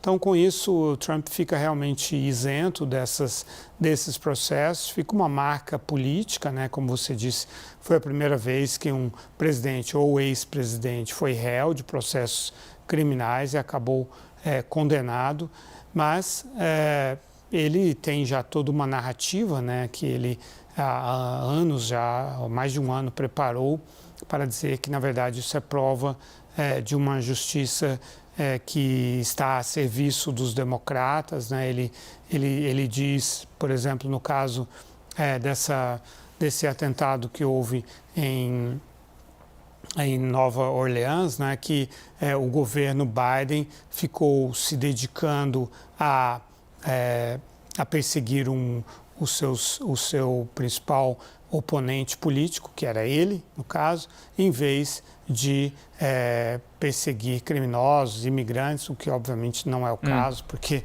o Shamsuddin Jabbar nasceu nos Estados Unidos há 42 anos, quando, aliás, Ronald Reagan era presidente dos Estados Unidos, né? Então não há qualquer ligação com imigração. Quer dizer, Lorival, essa versão de Trump que você bem destacou, de que ele estaria sendo perseguido pela justiça dos Estados Unidos, pela justiça de Joe Biden, até pode ter colado com os eleitores, visto a vitória, acho que a gente pode dizer, massiva de Trump nas últimas eleições em cima de Kamala Harris. Mas como é que se explica esse convencimento em cima dos seus colegas do Partido Republicano também? Pergunto como vão ser esses próximos 4 anos com Trump sendo o maior líder do Partido Republicano. Como o partido vai sair desse governo Trump? Bem, o Partido Republicano hoje ele é irreconhecível, né? É impossível reconhecê-lo hoje. O Partido Republicano tem uma tradição de defesa da democracia, né? Inclusive de combate à escravidão, né?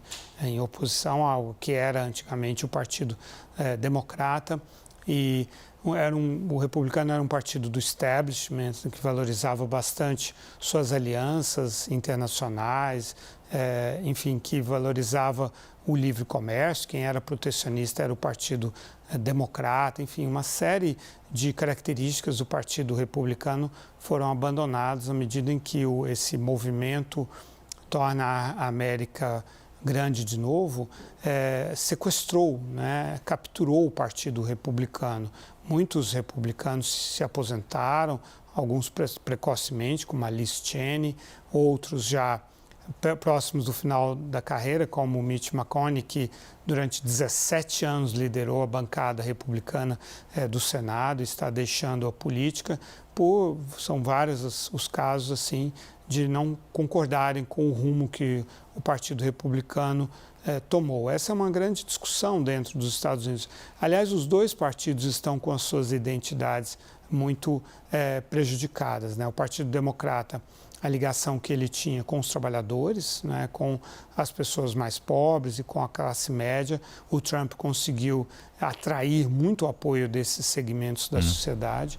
Por outro lado, o Partido Republicano, a sua ligação com o establishment, com as instituições, com as Forças Armadas, com o FBI. Todos os diretores do FBI, desde a criação do FBI nos anos 1920, todos foram republicanos até hoje.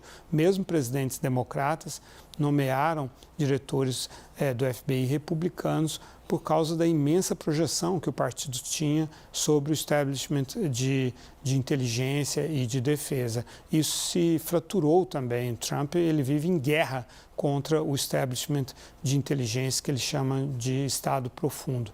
Tudo isso tem repercussões sobre o papel dos Estados Unidos no mundo, né? Os Estados Unidos estão perdendo força, perdendo projeção, perdendo credibilidade entre os seus aliados e a China se beneficia disso. Muito obrigado, Lorival Santana. Autoridades da Coreia do Sul não conseguiram prender o presidente afastado Yoon Suk-yeol, investigado pelo decreto de lei marcial no país. Cerca de 80 policiais e investigadores passaram horas tentando entrar no complexo da residência presidencial em Seul, mas foram impedidos pela equipe de segurança do presidente. A defesa do presidente alega que o mandado de prisão é ilegal. Dezenas de apoiadores acamparam na frente da casa e protestaram contra a medida. Diante da situação, autoridades suspenderam a operação para prender o político. Porém, o mandado de prisão é válido até segunda-feira e poderá ser prorrogado. Segundo o Escritório de Investigação de Corrupção, os próximos passos devem ser decididos em breve. O presidente foi afastado depois de sofrer um impeachment. Isso aconteceu depois que ele decretou uma lei marcial numa tentativa de restringir direitos civis e atividade política na Coreia do Sul. O decreto durou apenas 6 horas e criou a maior crise política no país desde o fim da ditadura militar dos anos 80. Voltando para o Brasil, 38 praias são consideradas impróprias para o banho em todo o estado de São Paulo. São Sebastião e Santos são as que têm mais praias nessas condições. O relatório da Companhia Ambiental do Estado. 175 praias foram analisadas semanalmente até o dia 29 de dezembro e 38 foram classificadas como impróprias. E como funciona essa classificação? Uma praia é considerada como imprópria para banho quando a água do mar apresenta mais de 100 colônias de bactérias a cada 100 ml de água. A classificação considera a quantidade de bactérias encontradas nas águas, especialmente aquelas provenientes de esgoto. Quando isso acontece, a faixa de areia é isolada com bandeiras para sinalizar, bandeiras vermelhas que sinalizam para os banhistas que aquele local está impróprio para banho. A nossa equipe preparou uma arte que mostra quais são as cidades com praias consideradas impróprias. Entre elas estão Ubatuba, São Sebastião, Ilhabela, Guarujá, Santos, São Vicente, Praia Grande e Mongaguá. A lista completa de praias você encontra no site da CNN Brasil. Praia imprópria para banho pode explicar o surto de virose que o litoral paulista enfrenta. Em Guarujá, foram mais de 2.000 casos em dezembro. Algumas unidades de saúde tinham um tempo de espera de até 4 horas, conforme nota da prefeitura. Por isso, o horário de postos de saúde, o horário de atendimento foi ampliado. A prefeitura também notificou a Sabesp sobre a possibilidade de vazamentos e ligações clandestinas na rede de esgoto. Sobre esse quadro de virose no litoral paulista, eu converso com o médico pediatra, infectologista, vice-presidente da Sociedade Brasileira de Imunizações, Dr. Renato Kifuri. Dr. Renato, mais uma vez, muito obrigado pela sua presença no nosso CNN Prime Time. Com um certo atraso, feliz ano novo para o senhor. O que exatamente está acontecendo agora lá no Guarujá? Nessa nota emitida pela prefeitura, fala-se em gastroenterocolite aguda. Boa noite, doutor. Boa noite, Márcio. Prazer falar com você novamente. Feliz ano novo também. São as doenças típicas do verão, né? Essa coincidência ou essa combinação de muitas pessoas, muito calor, aglomeração e condições impróprias de higiene favorecem a disseminação de surtos de gastroenterite ou de diarreias, qualquer que seja o nome. O que não é muito correto é chamar sempre isso de virose, porque nem sempre são os vírus os responsáveis por esses quadros intestinais. Às vezes pode ser vírus, às vezes pode ser bactéria, às vezes pode ser toxinas alimentares, mas de qualquer forma, quando você tem uma generalização em diversas regiões, nós não estamos falando aqui de um surto num navio, numa escola, ou num restaurante, ou numa festa, nós temos diversas localidades, provavelmente aí a via de transmissão é a água, né, que mais se consome de maneira universal, seja ela do mar ou seja ela água que a gente ingere, o que prepara os alimentos. Mas é importante a investigação desses casos, o isolamento do micro-organismo envolvido nesses quadros, ou pelo menos na maioria dos quadros, para que a gente identifique melhor e previna, né, futuros episódios aí na região. A nota da prefeitura fala que notificou a Sabesp sobre a possibilidade de vazamentos e ligações clandestinas de esgoto na região da Enseada, que podem ser a causa do aumento dos casos de virose na cidade. Só para ficar bem claro, doutor, podem existir outras suspeitas? Podem sim, Márcio. Você tem outros vírus chamados vírus enterovírus ou vírus intestinais, norovírus, rotavírus, adenovírus, que cursam com alta transmissão. Você vê surtos familiares, como a gente está vivenciando aqui, que nem sempre pessoas que entraram dentro do mar, ou às vezes a transmissão pode ser intradomiciliar também. Dentro de casa as pessoas passam uma para outra. Então é importante diagnosticar qual é o agente etiológico, até para a gente entender quem é o causador dessas diarreias e procurar evitar. Mas os cuidados continuam os mesmos, né, Márcio? Independente se é um vírus de transmissão, se é um vírus ou uma bactéria, se a transmissão é pela água do mar ou pelo esgoto ou por alimentos, a gente deve sempre ter os cuidados, né, em situações como essas. Lavagem frequente das mãos, evitar ingerir água do mar ou bebidas não industrializadas, assim, feitas sem menor quantidade ideal de higiene, alimentos crus, evitar o gelo, né, dessas bebidas, muitas vezes verificar se o gelo é de boa procedência. Enfim, esses cuidados que a gente sempre pede, hidratação sempre, evitar a desidratação no calor, ajudam a minimizar, pelo menos, os efeitos desses quadros. Agora, como é que tem que ser o atendimento médico, eu digo profissional, nesses casos? É preocupante ver que ontem o atendimento levava 4 horas nas UPAs das regiões mais atingidas em Guarujá. Hoje a situação melhorou, segundo a prefeitura. A espera é de 2 horas em alguns lugares 1 hora. Como é que tem que ser esse atendimento, doutor?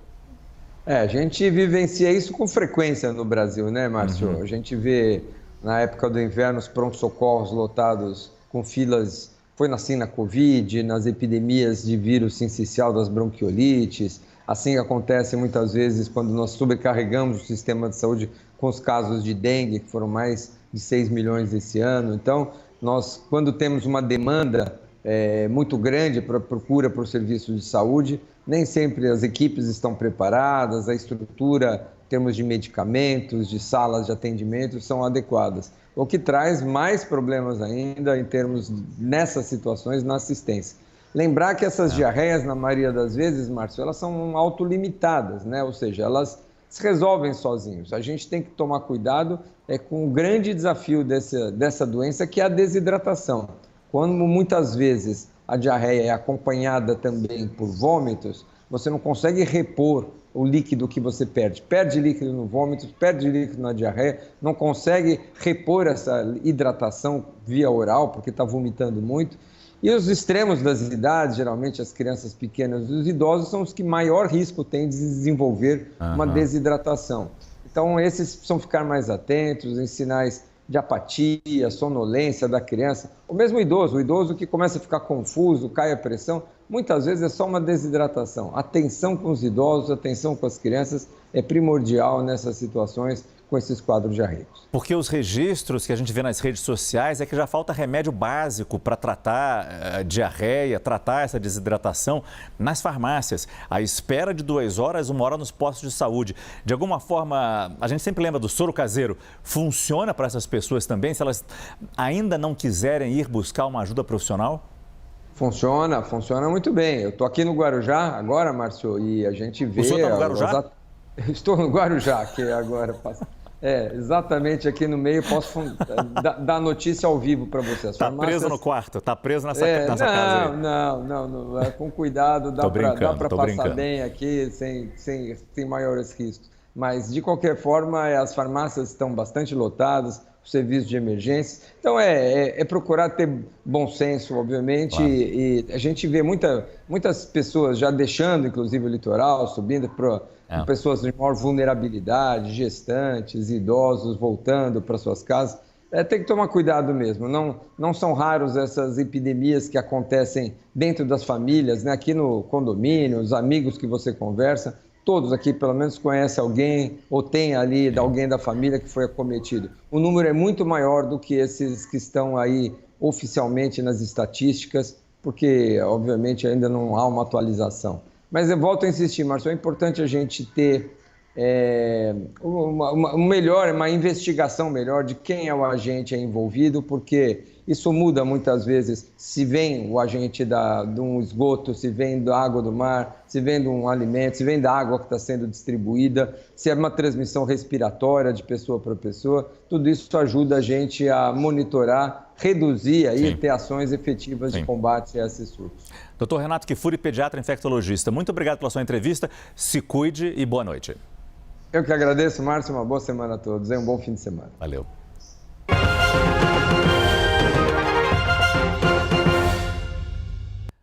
Hora de esporte com Ludmila Candal e hoje o Real Madrid entrou em campo contra o Valência e apesar da vitória, e foi nos minutos finais, as coisas não foram tranquilas para o nosso Vini Júnior. Boa noite, Lud. A gente conta agora. Márcio, ótima noite para você, para todo mundo que acompanha o CNN Prime Time. Vini Júnior, jogo contra o Valência. Essa foi a primeira partida do Vini no Mestalla, estádio do Valência, após o caso de racismo que ele sofreu na casa do adversário em 2023, quando torcedores direcionaram ao brasileiro gestos e xingamentos de cunho racista.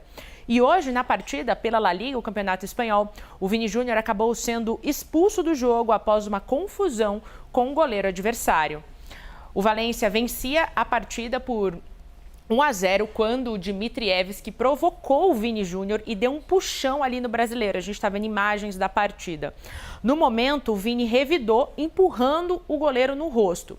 O VAR, chamou o árbitro da partida, que foi o César Soto, para revisar o lance e o Vini Júnior foi expulso, enquanto o goleiro apenas recebeu um cartão amarelo. O Vini se revoltou com a situação, tentou confrontar o juiz, mas foi contido pelos companheiros da equipe. Mesmo com 1 a menos, o Real Madrid venceu a partida por 2-1 com gols do Modric e do Bellingham e com isso o Real Madrid assumiu a liderança da La Liga, chegou a 43 pontos. Todas as informações sobre esse jogo e a repercussão do caso envolvendo o Vini Júnior hoje, você acompanha no site da CNN Brasil na Aba Esportes. E aqui no Brasil, a sexta-feira foi agitada para o torcedor do Cruzeiro, que desde cedo está acompanhando o anúncio de um pacotão de reforços do clube. Vem bem o Cruzeiro, hein? Vem muito bem o Cruzeiro. O Cruzeiro começou o ano com o pé direito, Sim. Com o anúncio do Gabigol, e hoje teve o Dudu sendo apresentado, ele que voltou ao clube, que o revelou para o mundo do futebol.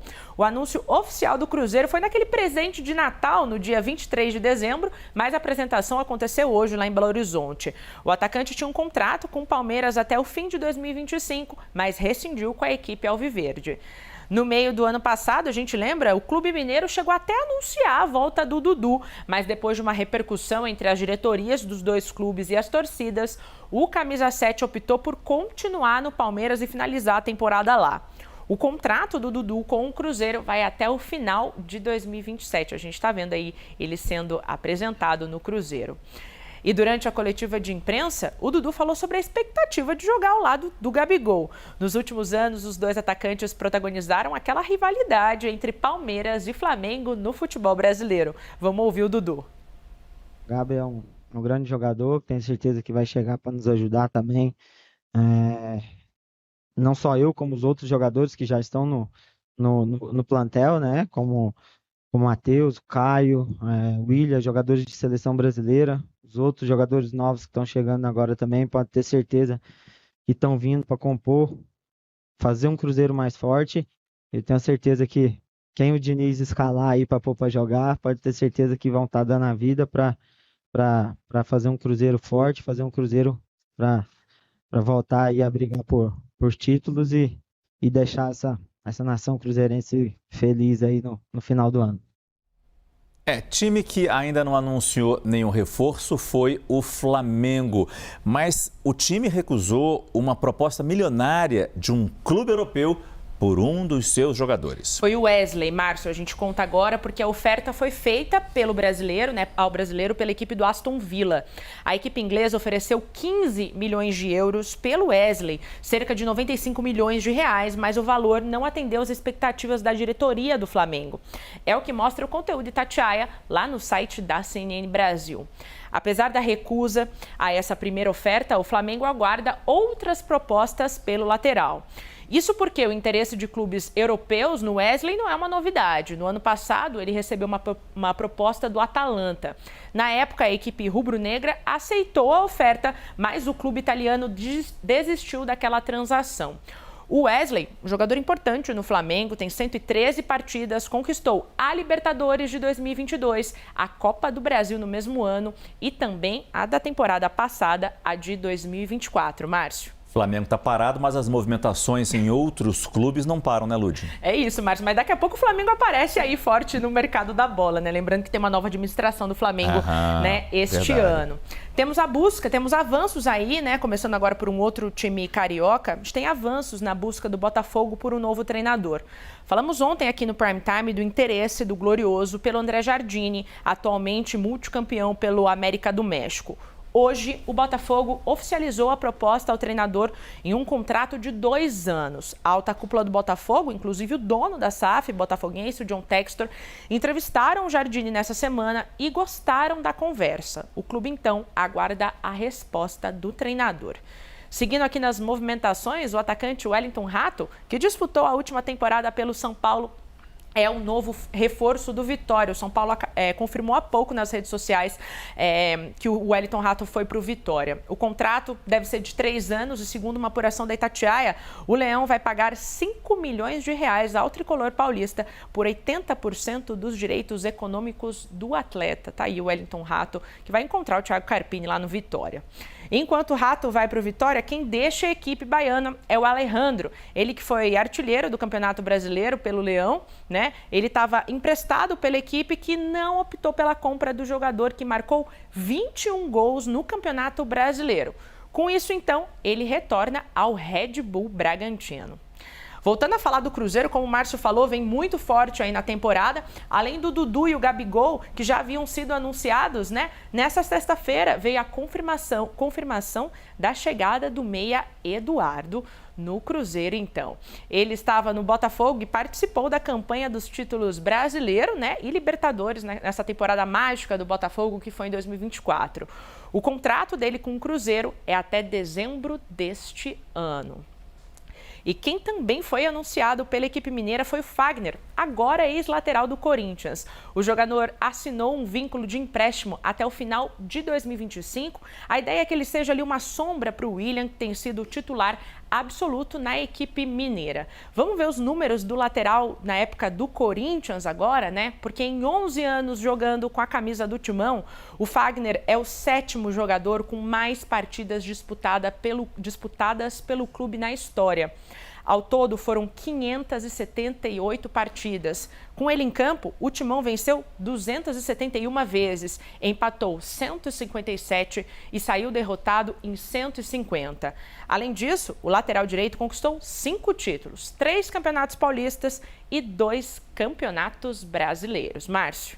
A Copinha já é uma tradição para abrir a temporada, na verdade para preencher esse vácuo que existe nos campeonatos locais que não começaram ainda, também não tem campeonato brasileiro, bota a Copinha, mas tem gente talentosa jogando, muito moleque bom aí que vai render muito para os times brasileiros, certamente. Mas agora tem outro fato que chama a atenção, que são os nomes de alguns desses jovens jogadores. Márcio, isso faz parte da magia da Copinha, né? Falar os nomes dos jogadores ali novos, né? Da base aí do Brasil afora. A Copinha é um campeonato bastante esperado, né? Pelas equipes sub-20 de todo o país. É oportunidade para esses garotos demonstrarem as suas habilidades, mas o que chama atenção mesmo são os nomes, os apelidos desses atletas, né? Que na sua maioria são bastante inusitados. Coitados dos narradores. A gente mostra agora uma pequena lista com eles. Tem o Wanderson Papaterra, do Vitória, o Ciência, da Portuguesa, e aí seguindo aí nesse campo da ciência tem o Isaac Newton, no 15 de Piracicaba. No Audax, Márcio, olha só, tem o Michelangelo. E no Comercial, Clube do Interior Paulista, tem o DVD, né? Que tem o DVD, mas uma adaptação ali de David. E por fim, defendendo o Vitória da Conquista, tem o Jonathan Piu-Piu. Lá no site da CNN Esportes, a gente preparou uma lista completa aí com os principais nomes da Copinha, Márcia, que a gente não colocou todos, porque senão o apresentador ia dar risada. Não, eu nunca rio nessas coisas. Estava segurando o riso aqui. Muito bom. Ludmila Candal com as notícias do esporte, sempre nos ajudando a entender a Copinha e alguns de seus integrantes. Obrigado, Lud. Bom fim de semana. Para você também. Valeu. Fazemos agora um primeiro rápido intervalo comercial e você vai ver a seguir. Uma enfermeira viraliza nas redes sociais ao errar e comemorar o resultado da Mega da Virada. Nós conversamos com ela. Prime Time volta já já.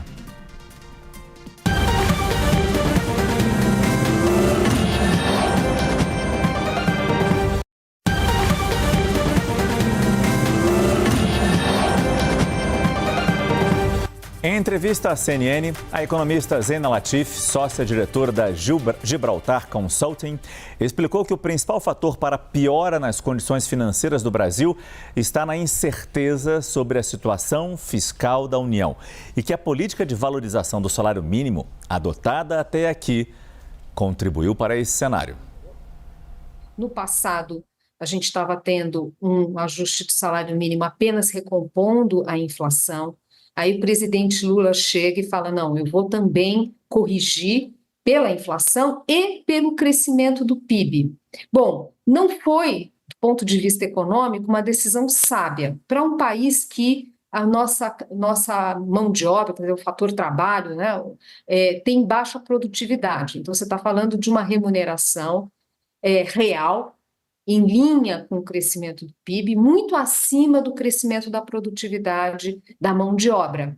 Isso significa, obviamente, pressão de custos para as empresas, que acaba cedo ou tarde se traduzindo em inflação. E, obviamente, a questão fiscal. Como eu falei, mais de 50% das despesas da União estão atreladas ao mínimo num quadro já muito deficitário, que também acaba sendo inflacionário, né? Então, são essas vários canais aqui que acabam gerando uma pressão inflacionária. Houve um recuo do governo no sentido de falar, olha, em vez de fazer a correção do salário real pelo PIB de 2 anos atrás, no caso, a gente vai colocar limites entre 0,6% e 2,5% de ganho real, que é agora esse ajuste que a gente tem de 7,5%, 2,5% real. Mesmo assim é muito. Simbolicamente foi importante? Foi. Claro que foi, porque de alguma forma é o governo reconhecendo um erro, um equívoco, mas uma correção que ainda é tímida, que a gente está falando de um ajuste em termos reais muito forte para a nossa capacidade. Vamos agora para o noticiário internacional. Sirenes tocaram em Tel Aviv e Jerusalém nesta sexta-feira, depois que a Força Aérea Israelense interceptou um míssil lançado do Iêmen. Israel informou que o alerta foi disparado pela possibilidade de queda de estilhaços. Explosões foram ouvidas nas duas cidades. Os Houthis, grupo apoiado pelo Irã, têm disparado drones repetidamente contra Israel no que chamam de atos de solidariedade aos palestinos na faixa de Gaza. E ainda falando sobre a guerra em Gaza, o Hamas disse que negociações pelo fim da guerra voltaram a acontecer no Catar. Um representante do grupo afirmou que as conversas têm o foco em detalhar um cessar-fogo permanente e na retirada das forças israelenses do território palestino. Eu volto a conversar com Lorival Santana, nosso analista de internacional. O que falta, Lorival, para chegarmos a um acordo de cessar-fogo? Olha, tudo, porque hoje foi um dia bastante improdutivo lá em Doha. Por exemplo, existem 2 corredores que Israel insiste que continuará ocupando, o corredor de Netzrarim, que fica bem no centro da faixa de Gaza, logo ao sul da cidade de Gaza, que foi criado por Israel durante essa operação. E é um corredor que atravessa toda a faixa de Gaza e vai até o mar Mediterrâneo e que foi então criado para Israel poder realizar ações ali, incursões dentro do território da faixa de Gaza e para deixar essa estrutura militar depois de uma eventual retirada de Israel. Antes da guerra, Israel já ainda usava? Não existia. Foi criado nessa operação, nessa campanha. Chama-se Netzrarim porque ali tinha antigamente até 2006, quando Israel colonizava a faixa de Gaza, havia ali esse assentamento judaico com esse nome, e aí havia sim um corredor naquela época, mas ele foi eliminado, acabou foi desativado depois da desativação das colônias judaicas na faixa de Gaza. Então Israel reconstruiu esse corredor, reestabeleceu esse corredor. E também o corredor de Filadélfia, que é mais conhecido, que é o corredor ali que fica bem ao sul da faixa de Gaza, que liga a faixa de Gaza ao Egito. Israel insiste em manter essas 2 presenças militares. Também Israel quer ter um poder de veto sobre alguns prisioneiros militantes palestinos que estão em prisões e que seriam soltos nessas negociações de troca com os reféns. Israel gostaria de deportá-los e não permitir que eles voltassem para a faixa de Gaza. São líderes, são combatentes mais importantes do Hamas. Por outro lado, o Hamas não concorda com a frequência, o ritmo da libertação dos reféns. São cerca de 100 reféns israelenses, dos quais talvez 30 já estejam mortos, inclusive, essa é a estimativa de Israel, mas 70 provavelmente ainda vivos. Incrível essa história ainda. Muito obrigado, Lorival Santana. Trazemos agora, quase no finzinho do CNN Prime Time, um caso curioso. Uma técnica de enfermagem no interior do Rio Grande do Sul achou que tinha ganho a Mega Sena da virada quando acertou os 6 números da aposta. Essa imagem rodou o Brasil nas redes sociais. O problema é que esses números, eles estavam em jogos diferentes. E aí a Josiane Bittencourt publicou nas redes o momento em que pensou ter ganho a aposta. Ela celebra o prêmio de mais de 600 milhões de reais com os colegas de trabalho durante o plantão de Ano Novo. Olha só, esse é o volante. Tem vários jogos feitos ali e em cada jogo tem um número acertado, mas não todos os 6 números no mesmo jogo. Então ela saiu comemorando sem perceber essa pequena questão. No meio da euforia, a gaúcha chegou a abandonar o posto de trabalho e ir para casa. Não faço mais plantão. Logo depois, ela relatou que percebeu o erro e voltou para o hospital para fechar o primeiro plantão do ano. A nossa equipe conversou com a Josiane para entender melhor como essa confusão toda aconteceu. E ela explicou que não imaginava que a gravação do erro fosse se espalhar tão rapidamente pela internet. Eu tremia, eu chorava de emoção, era inexplicável o que eu senti. Ao voltar ao plantão, que eu cheguei ali com a minha mochilinha nas costas, que o pessoal tinha a doutora Natália gravou na hora da euforia, gravou tudo, né? Que a gente decidiu postar para os amigos, para fazer uma zoeira ali com o pessoal que a gente conhecia, não imaginamos que ia viralizar, que ia tomar essa dimensão aí, essa repercussão toda. E assim nós encerramos essa edição do CNN Prime Time. Tenham todos uma boa noite. Nos próximos dias eu vou abandonar aqui meu plantão, mas não porque eu ganhei na Mega Sena. São alguns dias de férias apenas. Quem vai ficar aqui no meu lugar é a nossa querida Thaís Herédia. Tenham todos um bom fim de semana. Pense bem, pense